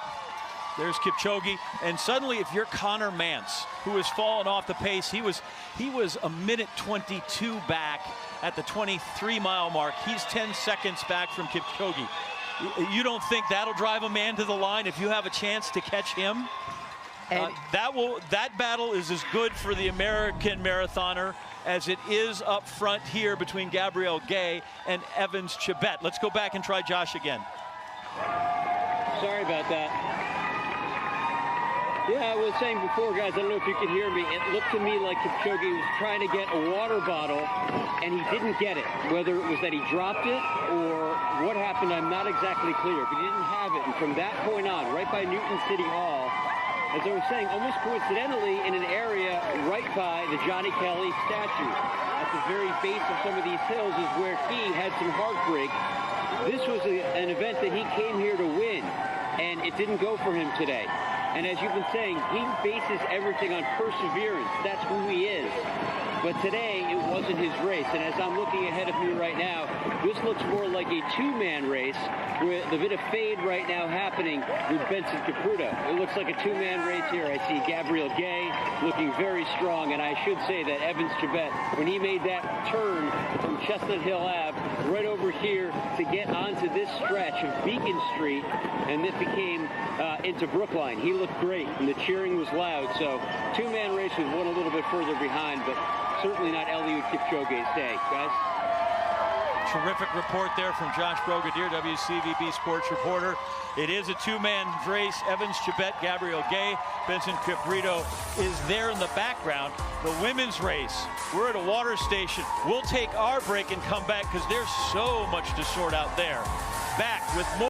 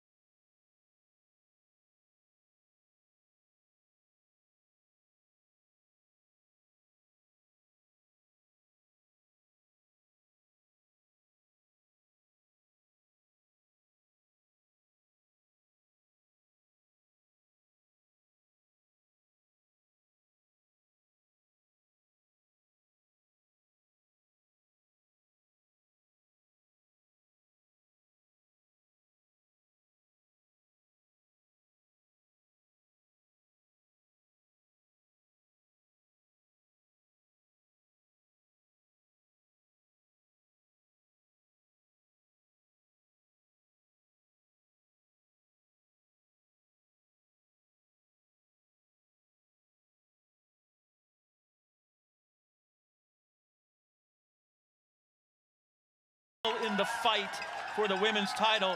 But up front, the American, Emma Bates. Carrie, Emma Bates, this deep into the race, still up front. Oh, I'm fired up from her, all the way from Minnesota to Boulder. You know, she trained here in Boston for a little bit, and she told me, she said, I think Boston is the perfect course for me because she has strong quads, and she'll be able to handle the pounding, and she said, I'm going to be more aggressive than I ever have before. And we can see that she certainly is being very aggressive, leading all kinds of women that have won the World Championships. They've been third at the World Championships. They've won Olympic medals. Helen Obiri right behind her. I mean, this is a wonderful pack of women, and led right here by an American, Emma Bates. Amanda McGrory, I apologize. We've gotten away from you for a little bit since the wheelchairs races have ended, but just give us the sense of what you see from your vantage point of this race on the women's side. I've just been enjoying watching, to be completely honest. This is amazing. Emma looks so strong. She looks so comfortable, and she is right up there. I'm really excited to see what she could do. A podium finish here at her Boston debut would be huge. Good success in Chicago. Her only podium was in Chicago when she ran 2:24.20, but went to Eugene 2:23.18. So certainly that is a huge accomplishment to finish in that race in 7th place. American women had a great showing in Eugene in that marathon. But it is a crowded field as they went through 30K, and essentially 10 women, 12 women on the same time of 1:41.49, as they're now about almost an hour and 47 minutes. Meb, the men approaching 2 hours, which means they've got about 2 miles left in this. And Benson Kipruto, who had dropped off, has kind of re-engaged here. Yeah, they just went the mile 24, 4:47, and Benson, we thought he was out of it, but he's back in the game with Chebet and Gay. This is great racing with the teammates, been back on it again. And I talked to Gay this week, and he said his dream is to win the Boston Marathon, has been his dream, and he's in there right now for podium, but we'll see what happens for the last couple miles. So we have 3 for the win at this point. Looks like the podium's set. We just got to juggle out the order. Go back to look at Eliud Kipchoge and Connor Mance, who are off the pace but engaged. And this is what Josh was talking about. He went to get the water bottle and airball. Came up empty. So, Meb, my question to you is, it's one water bottle. Is it really missing one can throw us out of whack that much? It won't throw you out of the whack one, but he might have missed other ones that we're not aware of. But at the same time, you know, it might be the crucial one when he needs it to be able to get him to the next one. But at the same time, this is you know, unfortunate it happens. It happens at the Olympic Games when Ryan Howell and myself were running, and I grabbed his and gave it to him, but I missed mine. So we try to share with others. So he is the master of mental training and visualization, right? But when things are not going well, Meb, in a race physically and mentally, like how does the GOAT of the mind and running handle it mentally? To be the GOAT or to be the defending champion when things are not going your way, it is hard because you were thinking of one thing, to defend or to win. And when that doesn't happen, mentally you're defeated and you're not even getting 2nd place or 3rd place. It just goes the other way around. So it is hard, but I'm so proud of him for him to hang in there, to be able to get to the finish line as the best as he is for today. He is very much a guy who says the mind controls the body. Yeah. And when you go, you do also wonder if he didn't go out and run on the course. I know he visualized, but he didn't go out and see any of that. And then, listen, the guy has just been busy since he got here, which can be difficult. So that's Kipchoge on the right. Excuse me. You know what I think? You said it right there. The 3 men that were watching on the left, they know this course. And even though Kipchoge did go out there and he did drive the course, that is a crucial factor that the 3 guys leading this race right now have all run all 26.2 miles on it. Absolutely, and you know, 26.2 miles is 26.2 miles, but when you come to Boston, it's different because the 4:37 back-to-back early pace on is crucial and important for the later on. So like I said earlier, this will make you or break you, those paces. If you can be patient, you will pay off big time. If not, but those legs of Benson and Evan Chebet and Gay, legs are strong as they go mile 25, and look like now the teammates are going going to the finish line strong and having a gap on Gay, which is, you know, a big loss for Gay here. They conspired to drop Kipchoge. Now they're trying to conspire to drop Gabriel Gay as they get to Kenmore Square. And we talked to Ed and Maria. Another really great set of teammates, guys. We feel the same way about you guys. You just saw that mile 25 right there. Kenmore Square is in their grips. It's really the final stretch of this grueling race. You come into a square, it's where many roads feed into and then obviously pull out of. And you've had the iconic Sitco sign. See it right there on the left. You've had it there for a while. Finally, you're in the square where it is. Fenway Park on the right. And by the way, the Red Sox game has been delayed. Yes. So it doesn't start till 12:05. So the Red Sox haven't even started playing the Angels yet, but they will within the half hour in Fenway Park. So now for the lead, every runner, it's not only through Kenmore Square, it's up to Commonwealth Avenue, take that right on Hereford, and then the left on Boylston, and dash to the finish. You can sense, smell, and feel the finish line, guys. This is going to be a race, guys. It is certainly a race with these guys and the teammates, Evans, Chibet, Benson Kipruto. And Kipruto's the guy that dropped off for a little while, but they are going to fight the whole way. By the way, this race is older than Fenway Park. So it's nice that the Red Sox are playing. But this is the race that we're talking about right now, the Red Sox. Kerry just said the baseball players are wimps. I did not. Because they won't get out there and play in the rain. No, you're completely true. Okay, it's completely true. Listen, they get a calf strain. They're out for 20 days. Yeah. You know what, though? I have to say, Emma Bates, she just had a big crowd that was cheering her name. You could see the smile on her face. But now I kind of want her to settle in.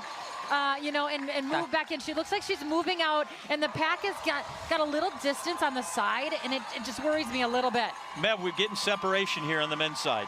We are getting a separation here. Evan Chibet is comfortable, strong strides, but now the question becomes who's going to get for second place. As you can see, Benson has been working with his teammate, and Gay is catching up on him now. So it's going to be an interesting finish, but it's not over yet.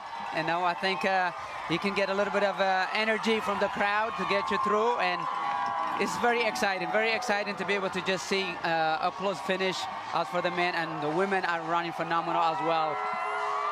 Listen, Evans is in the lead. I don't know right now that that's entirely safe. They go 4:56 for mile 25, and as they get down this downhill, this is where they get back to about a mile left in this thing. There you go, 25.2. So they've got 5,280 feet to go to determine the champ of the 127th Boston Marathon. Excuse me, 1K. Thank you, Kerry. 1K to go. This is always that epic part of the race where we see lots of things changing. But right now, Evans looks like he's in great position. Evans Chibet, that is. But those guys behind him are coming strong. He got this title. I think, you know, this is where you can breathe a little bit. He's over the hill, the little overpass. And as he makes a right on Hereford, you know, he's going to sprint. It's bringing him back to my toes now, you know. Yeah, I've been there before, and he's going to make the gap and try to get bigger and enjoy Boylston as he make a left and then come to the finish line. And, you know, he's going to celebrate a little early. He's going to get the crowd fired up. I think he has finally managed to take care of the field for it's so loud here, Evans Chibet. The defending champ won here 2:06:51. Was in that miserable weather of 2018 and put up a DNF.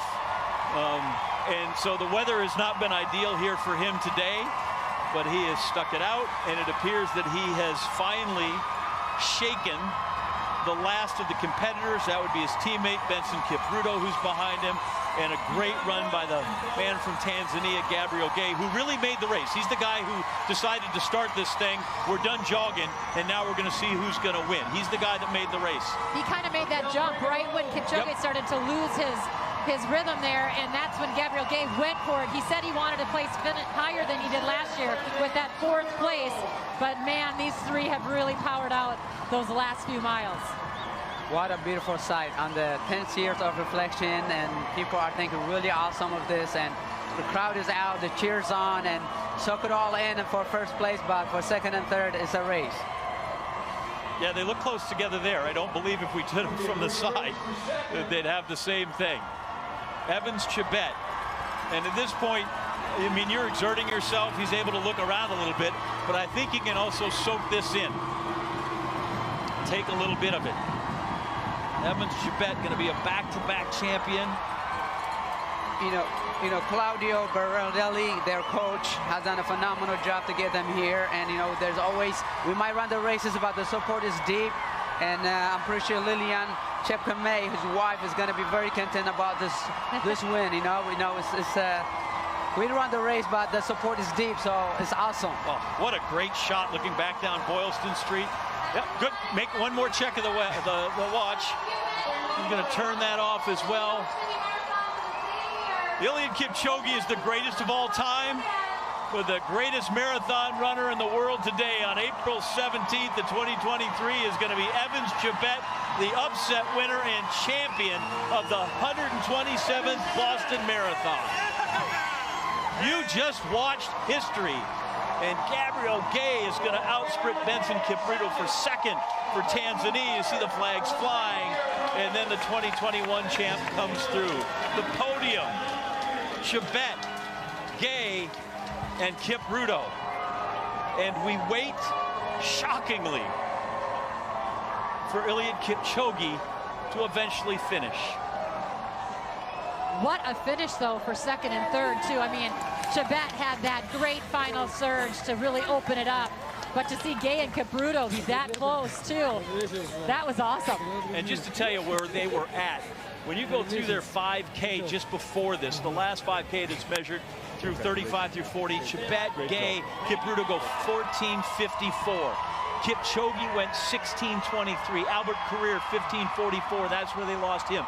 Connor Mantz goes 16:27. John Carrier, who you may recall was in the red singlet, he goes 17:16. And when it finally goes, Meb, right, it's hard when you finally know that you're no longer in that chase.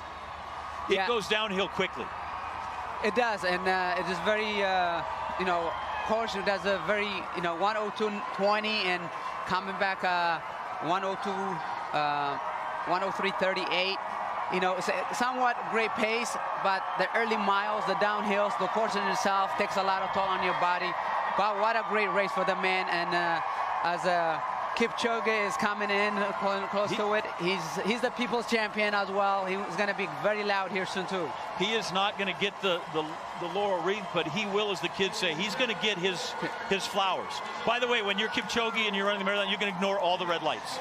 You just go. You have free reign. Just go. You can go. Albert Carrier, he'll come in fourth. Former New York City Marathon champion, always gives a great effort as he comes through right around 2:08.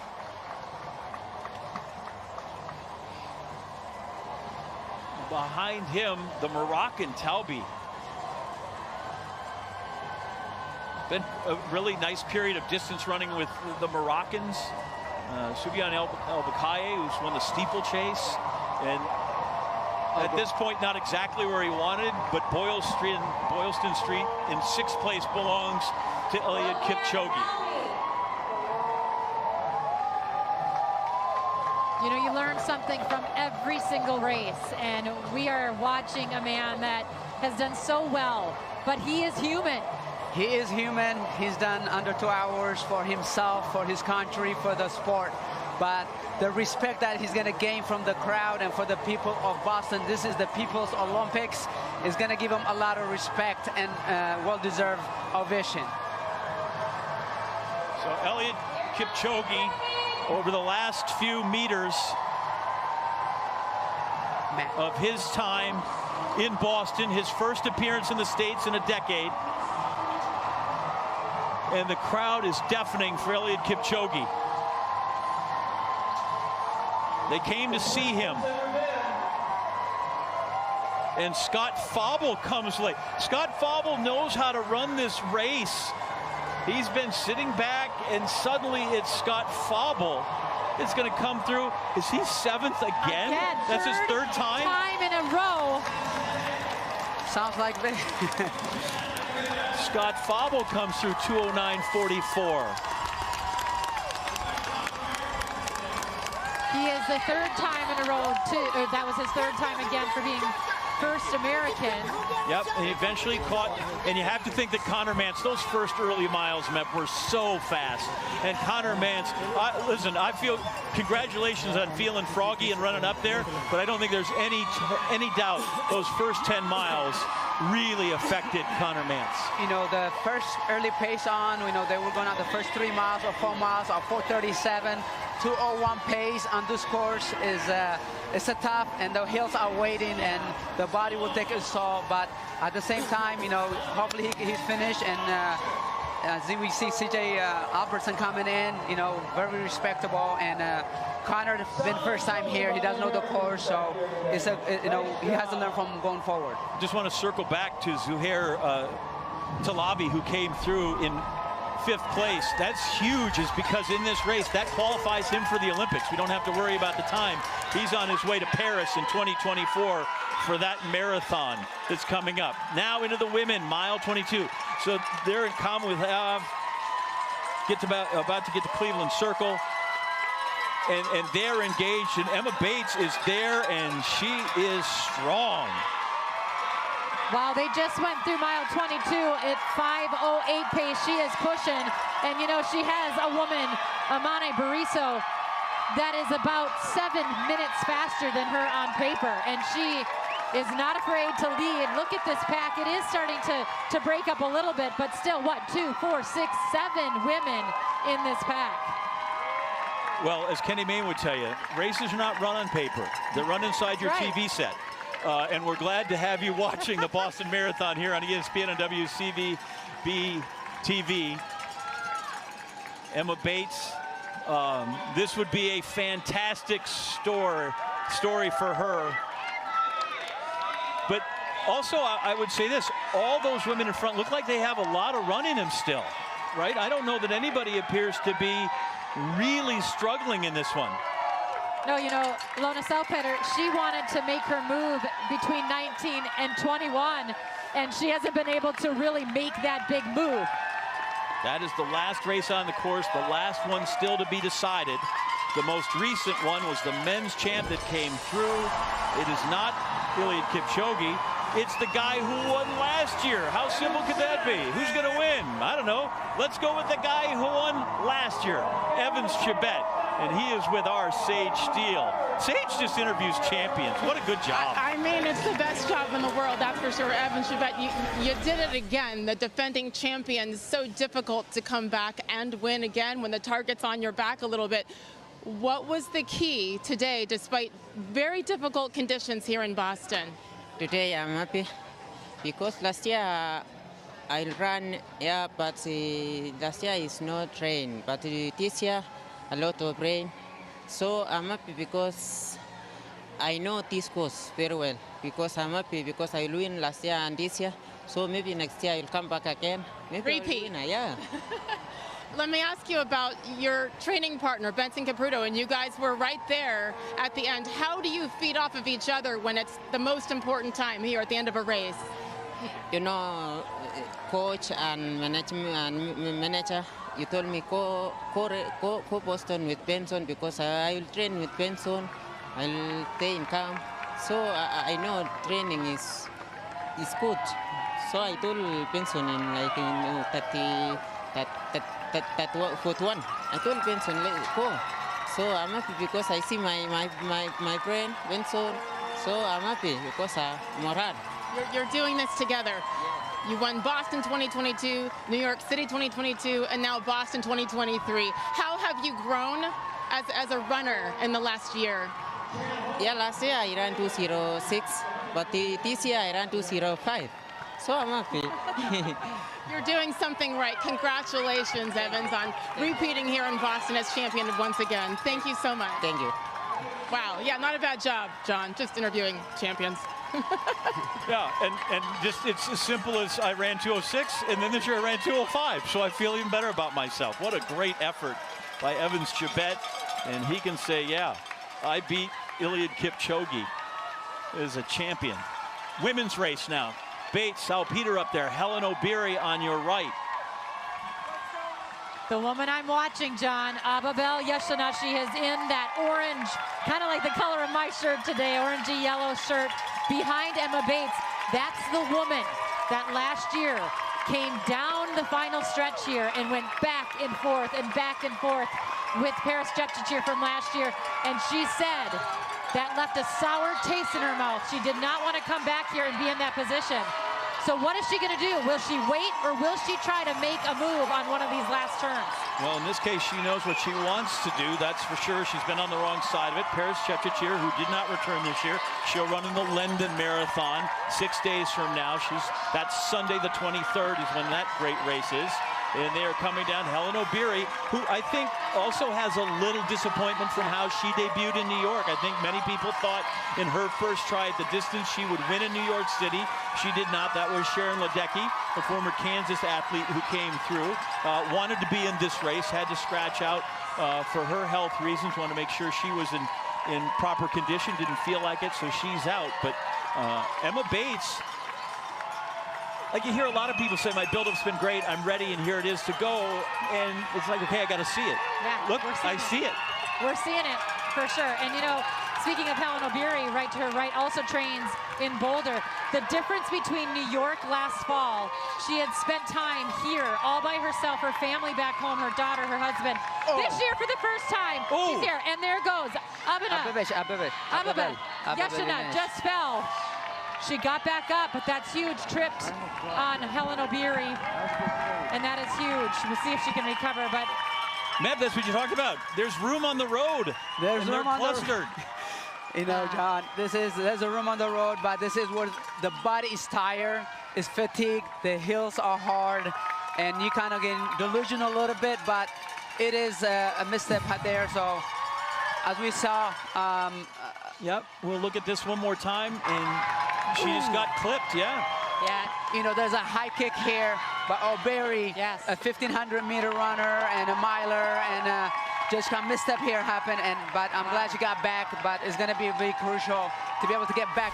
Don't waste too much energy catching up right away, but she did, so she's still in the race, but mentally, the crowd's gonna be cheering for her because of what happened.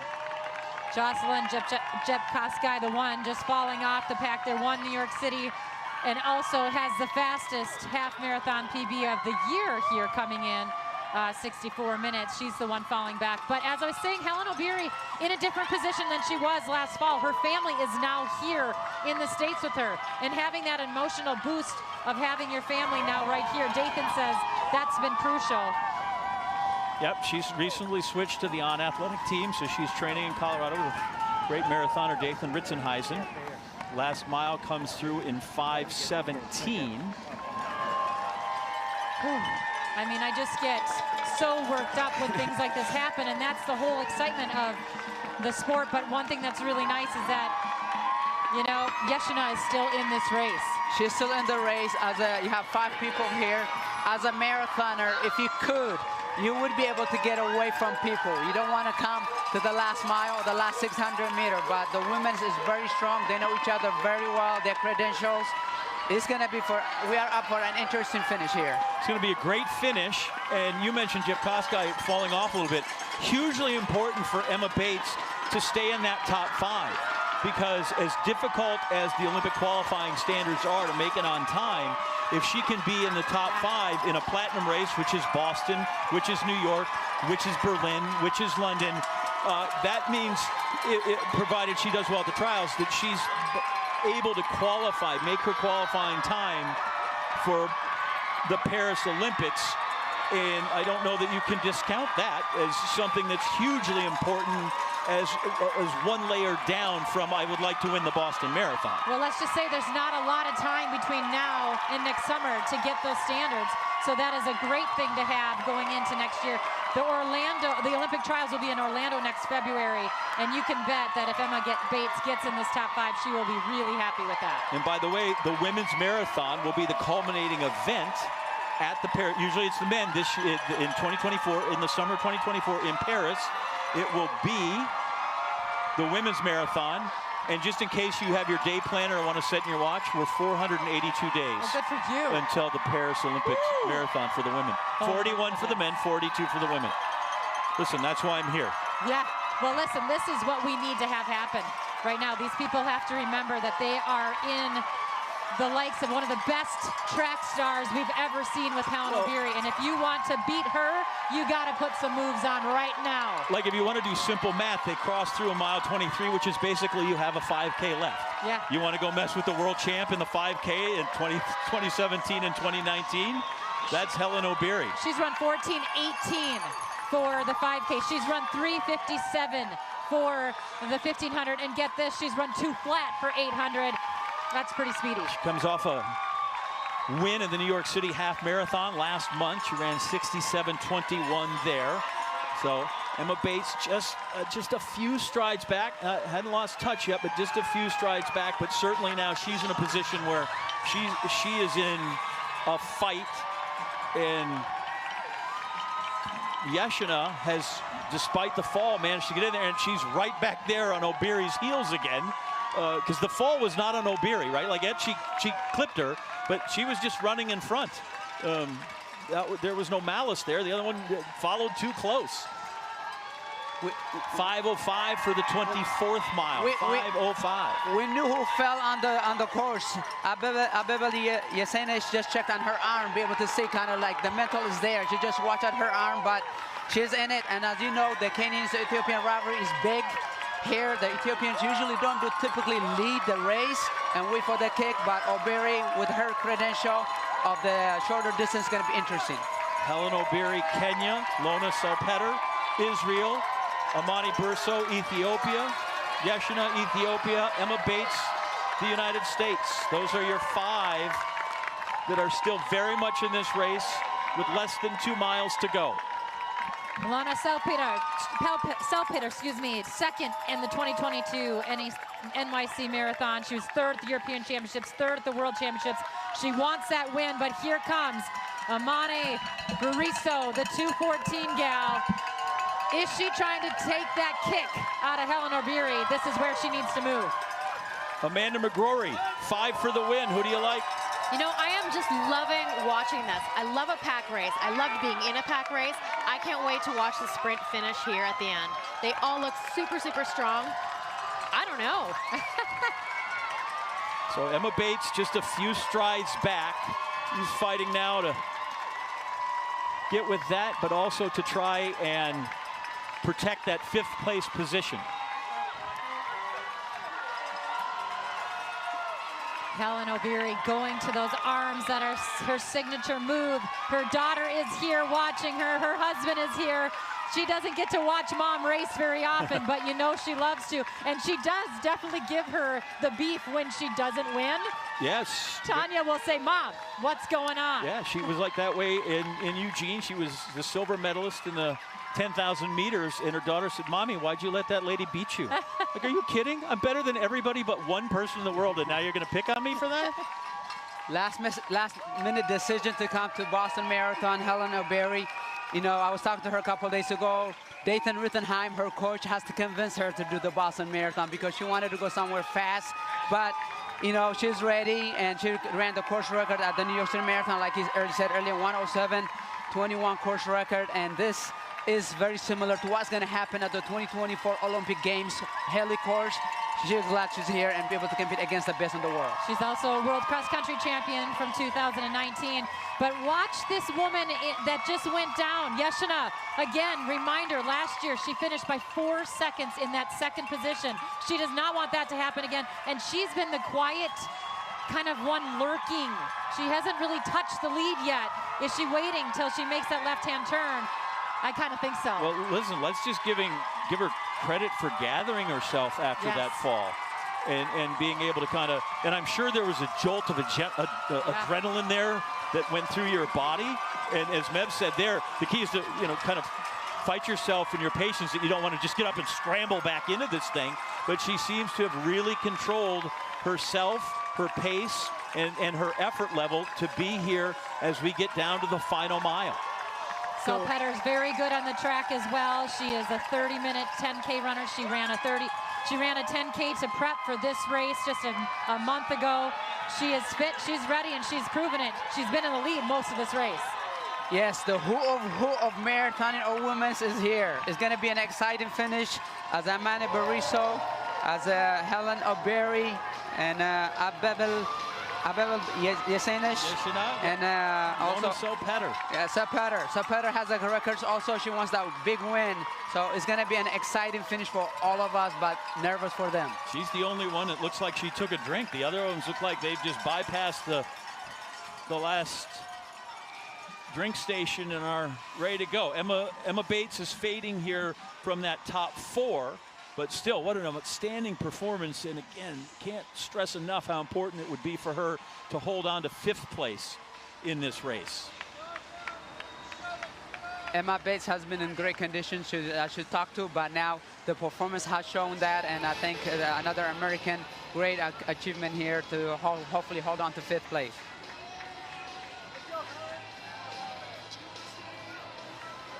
You see the time, 20:15:46. And there you see the final 4 combatants. O'Beary, Salpeter, Bariso, Yeshina.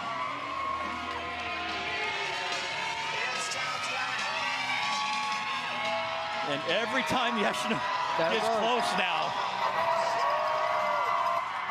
O'Beary is there to challenge.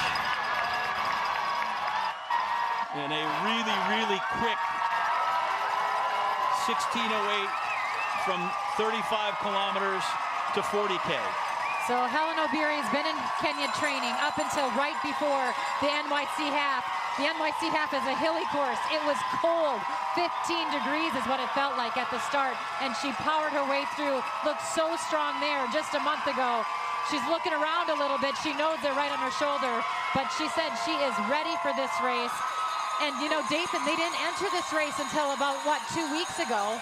And Dathan said all he needed to tell her was to be patient. She's got such a drive, such a lion in her to be great at every distance that she runs. And her patience has paid off today. She's having a great run. And you look on the screen right from the perspective of Emma Bates, and you can see that they've gotten away from her here. That looks, I imagine from that angle, right, that looks like forever behind. But up front, O'Beary now and Bariso. They've taken Salpeter out of the race, and Yeshina maybe has fallen off. Amane Bariso, she had a phenomenal year this year. She ran 5:13 for that 25th mile here, but Amane Bariso, she knows how to be down in those low 5-minute ranges. She's ranked 3rd in the world in 2022. She's had some injuries, but this last year she has really cranked it out, and she took a ton off her PB, running 2:14:58 in Valencia in 2:22. And that was not only the national record, the 3rd fastest woman all time at that distance.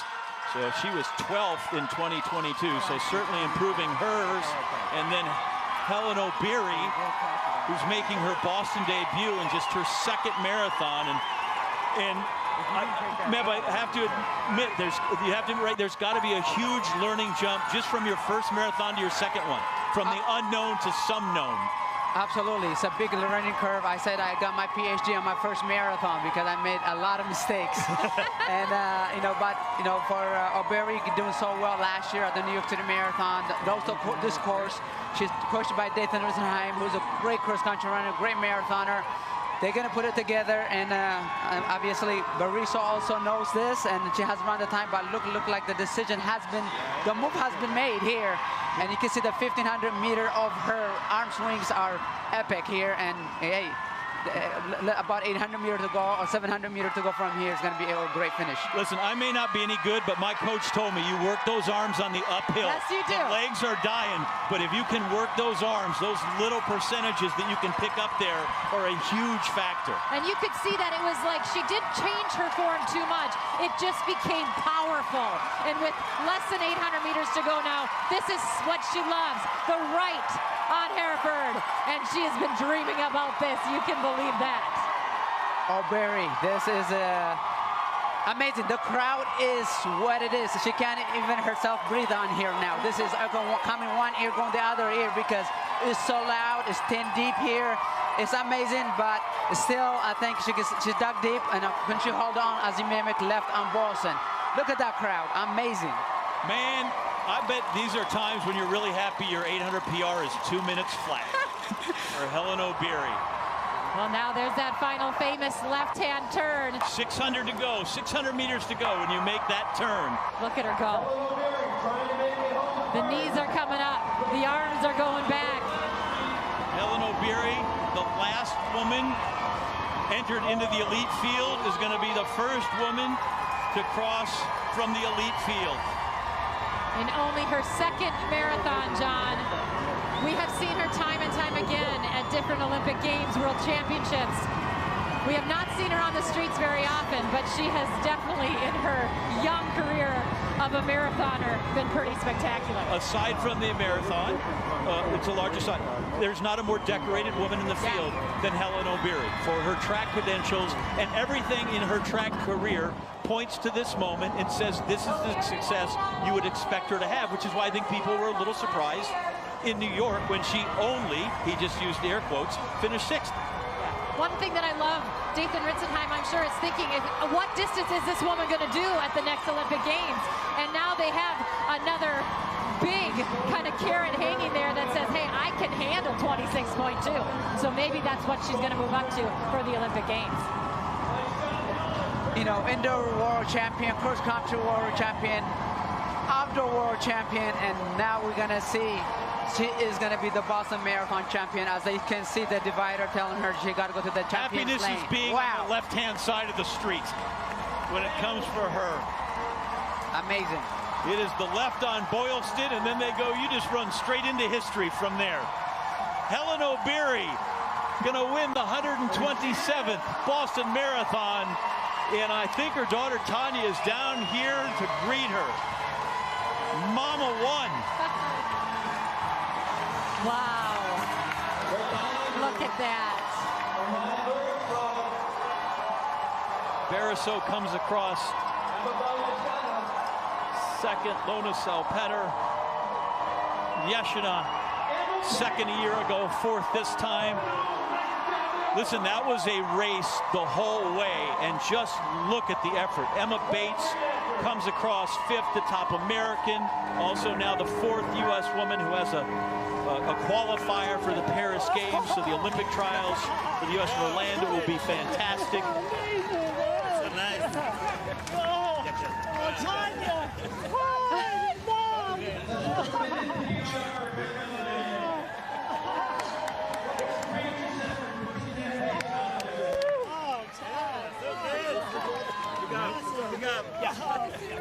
Carrie has a grin almost as big as the family there. Oh, I can't hardly handle it. I saw Tanya in New York City, and I said, are you a runner? And she said, no.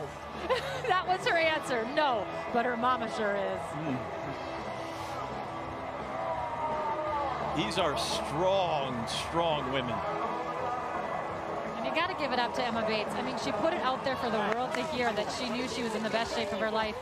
That's a pretty big statement, and she ran that way today. Great race. Helen O'Beary, a world marathon major winner, to go with all those global championship medals in track and field. She's a national record holder in Kenya, a mile, 2,000 meters, 3,000 meters, the 5K. Nice. And it just came from an innocuous email. Hey, Sharon Ledecky won't be in the field. We're adding Helen O'Beary. What a great late ad. There's your Boston champ and her family.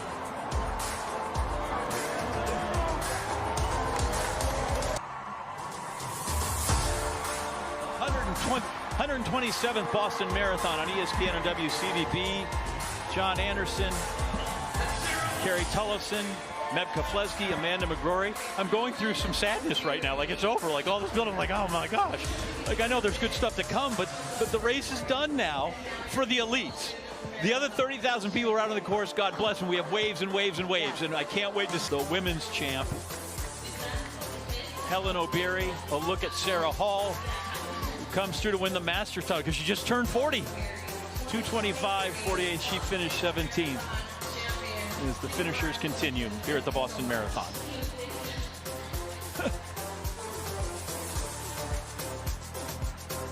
All right.